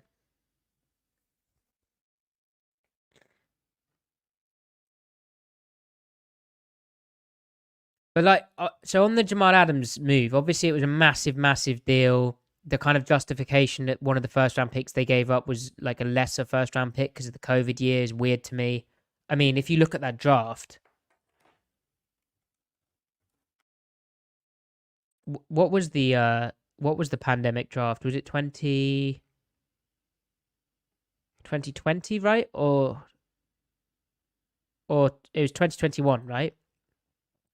Because they had the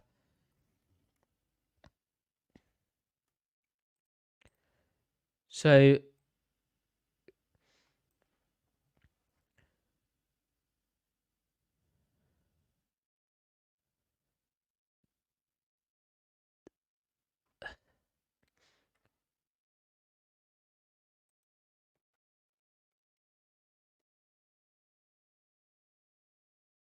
I mean, the back end of it is very very busty.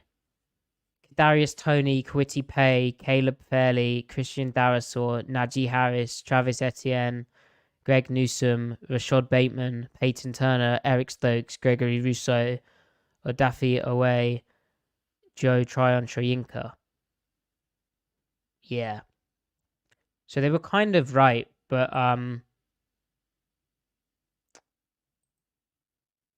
it was obviously a lot to give up. Now, the thing which annoys me, and I know what annoys me is Jamal Adams came in in 2020 when they had a really struggling pass rush. And yes, he's a safety, but he came in and he got 9.5 sacks, didn't he? And that team, that 2020 team, the defense really, really started playing good, solid defense down the stretch. Unfortunately, obviously, Adams got hurt, and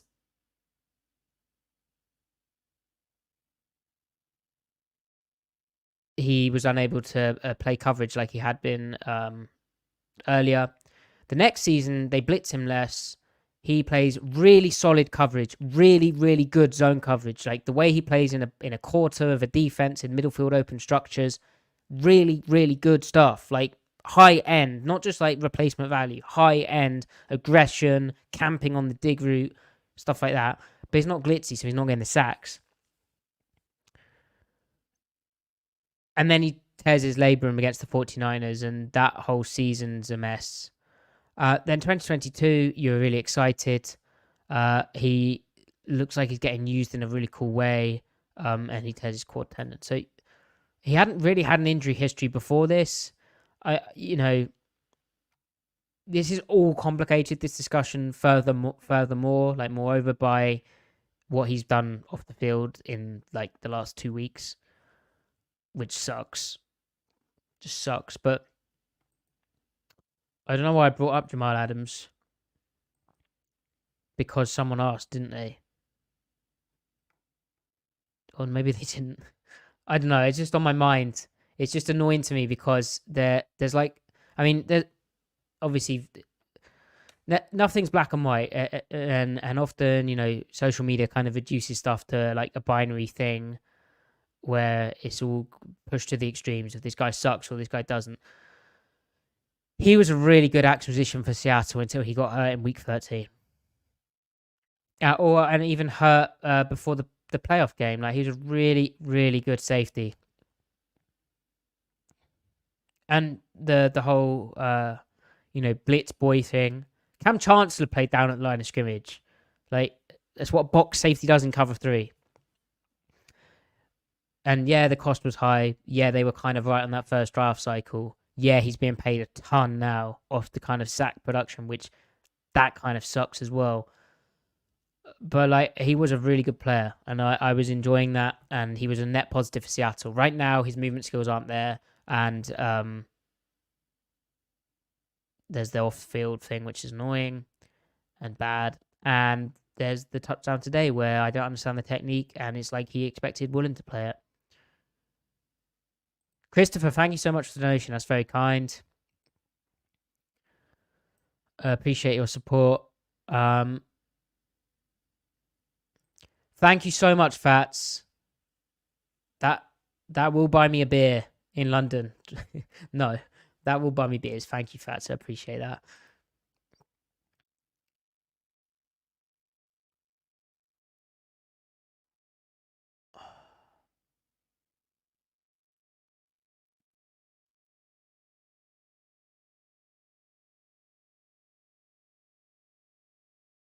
Oh, Robert, thank you very much. Appreciate that. Let me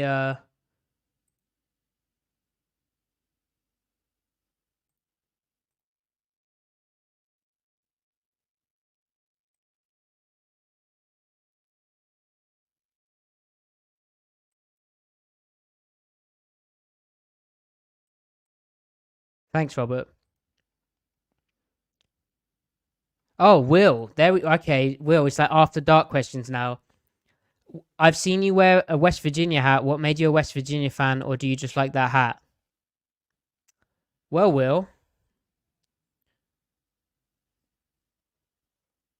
West Virginia playing blue and yellow, and the university I went to, their football team, as in the football we talk about, the American kind, they are blue and yellow as well.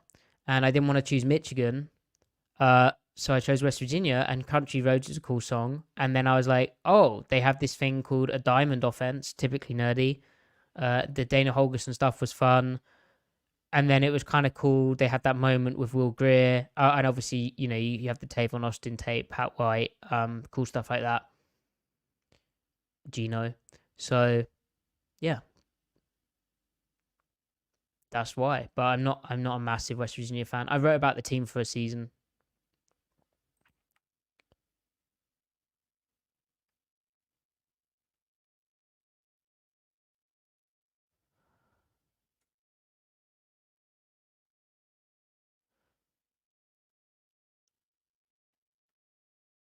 Oh yeah, Neugash. Yeah, Jamal Adams did have fused fingers. That's right.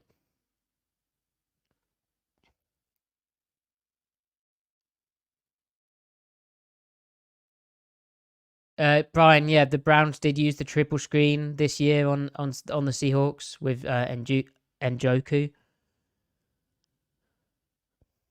Yeah, I mean that we'll always have that moment, won't we? Vince, that's right. I've been looking at that. That's a situation for sure. Well, I think I've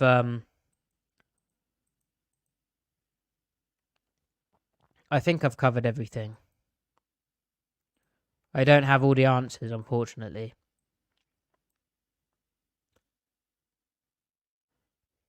And the other thing as well is like how long can you, as a head coach, how long can you keep like churning your staff over without one of them hitting or getting hired elsewhere?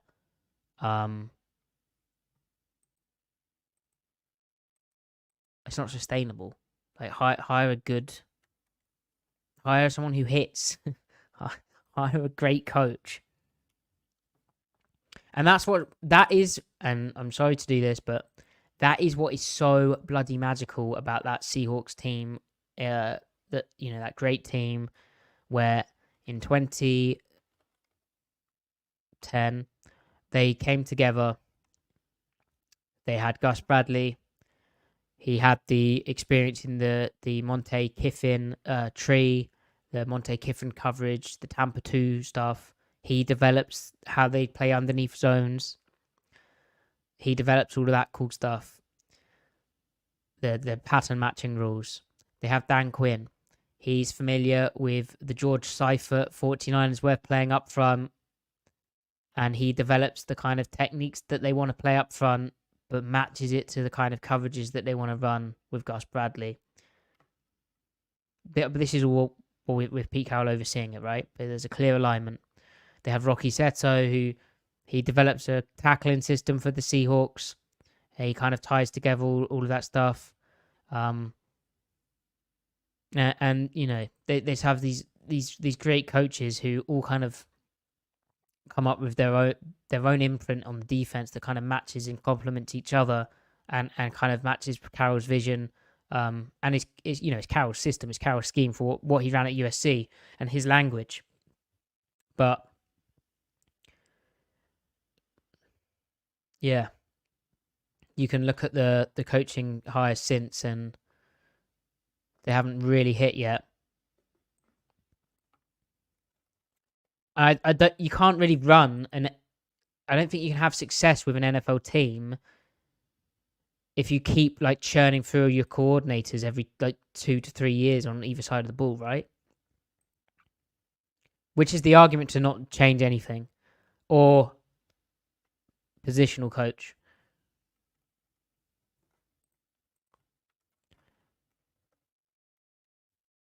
And jobs are on the obviously they're on the line here, so that's the unfortunate aspect of it. Unfortunately, Henry, thank you so much for your Stripe donation. There is also a Stripe link in the comments if you guys want to do that. And hold on a second.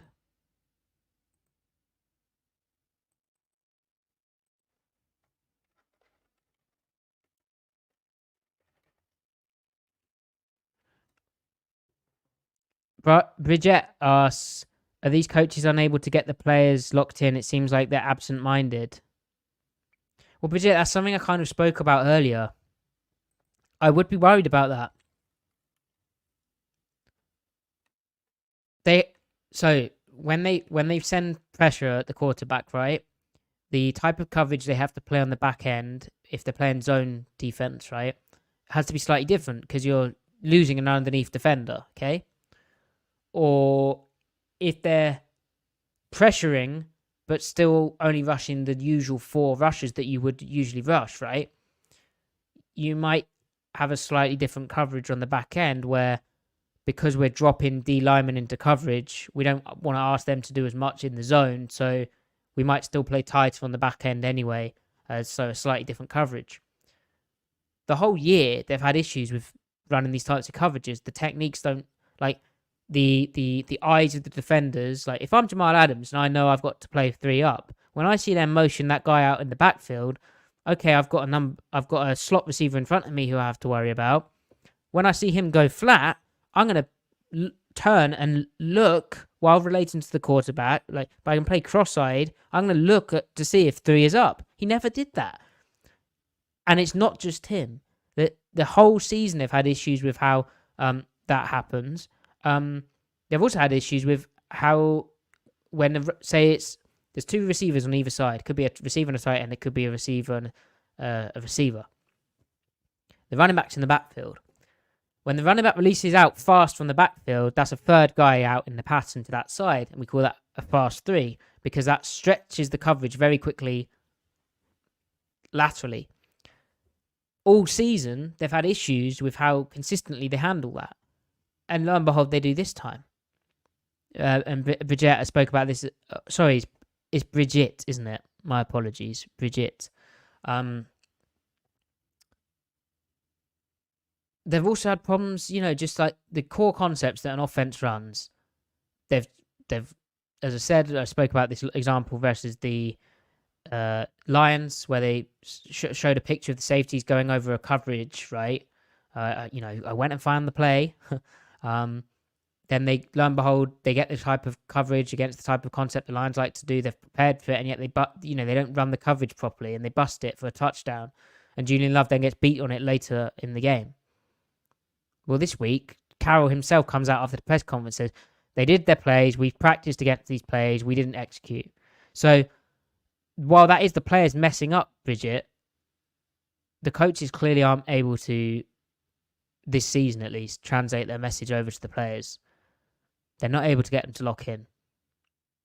And as I've said, you can't fire a whole playing staff. Derek asks, is there a head coach or coordinator out there, either pro or college, that you would really want? Well, I'm not going to answer the head coach thing because I don't think Pete Carroll should be fired.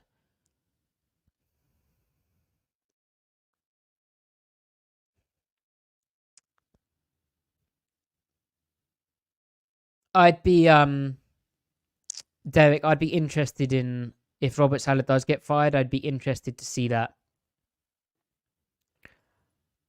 I would also be intrigued in Brian Schottenheimer returning. But I took Pelters for that. So I was a big fan of Brian Schottenheimer. But yeah, I don't. Again, it is a relationships business, and I don't know how that ended. I know Corbin Smith reported that it was Russell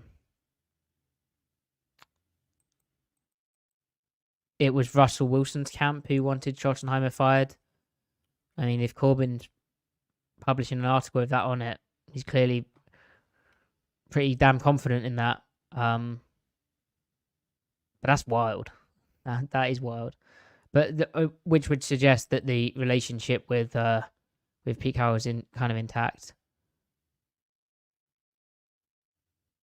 Oh, and also Rob, thank you very much for your donation. I've seen your subscription. I've seen it come in. That's a cool currency as well. Very nice country. Henry, which Brian Schottenheimer, skybox shotty or sideline shotty? You know, I hate when coordinators go up in the press box because we don't get to see their play sheets. Yeah. Well, guys, that's all I've got. This is each week I have less cope, and unfortunately, with Griff not here, and he will be back at some point. But with Griff not here and me just doing this on my own, I struggle to find much reason for optimism when they've lost 4 games in a row, and the signs just look bleak. I don't know how. If I had the answers, maybe the Seahawks would hire me to their coaching staff, but I do not have the answers. I think the good news is they've got a young core of a team. They do have some good young players. And, you know, again, from my perspective, make sure you check out the video. We need to talk about Geno Smith. I mean, Geno Smith is a top 10 quarterback when, yeah, I don't even need to caveat that. Geno Smith is a top 10 quarterback. Now, you don't want to get into a Kirk Cousins situation, but I think he can be better than that. I do. So you have that. You have that young core, and you just need to build around that.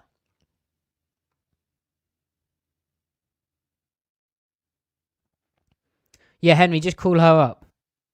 I mean, it's not too late in Seattle, is it? I mean, it's 3:14 a.m. here, but you know, I've got time. I've got coffee, so that's fine. Yeah, Bridget. I haven't obviously been able to watch that Eagles game. What's actually going on in? It looks like the Eagles are getting blown out. NFL scores. No, not really. Not a blowout, is it? But I don't know. I can see Mike McCarthy messing that up.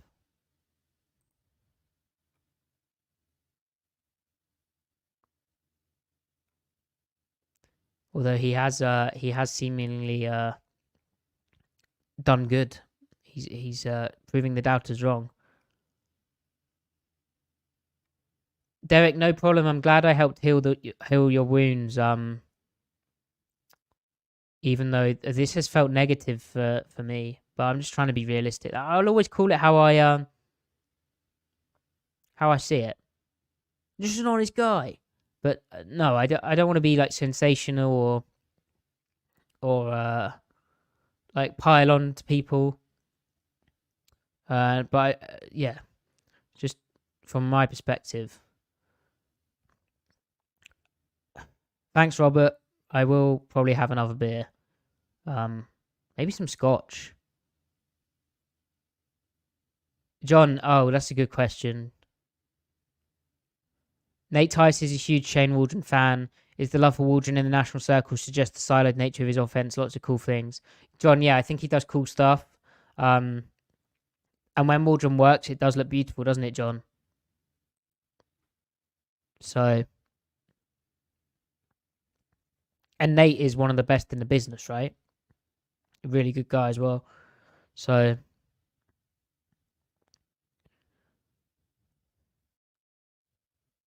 Jack, that's right. The Seahawks could still go 10-7. They could very easily just win these next few games. Simple. All right. Thank you, everyone. Please do like the video, comment down below, 5-star reviews. Follow me at Matty F. Brown on your socials if you don't already. Like the video. I've said that. All right. I'll be back on Tuesday with a film review. Get in touch with key kind of things, topics you want to look at. I'm already thinking it's got to be the explosives on defense, and then maybe it's going to be a look on how Drew Lock performs. Could be an offensive line look, couldn't it? Or like, why is the run game so bad? Just dropped something. Great. And yeah, then I'll have a film breakdown out of a baller player from the game. Because I like to try and keep those film breakdowns like a positive topic. And then Thursday, great guest to preview the Eagles. Great guest. It rhymes with 10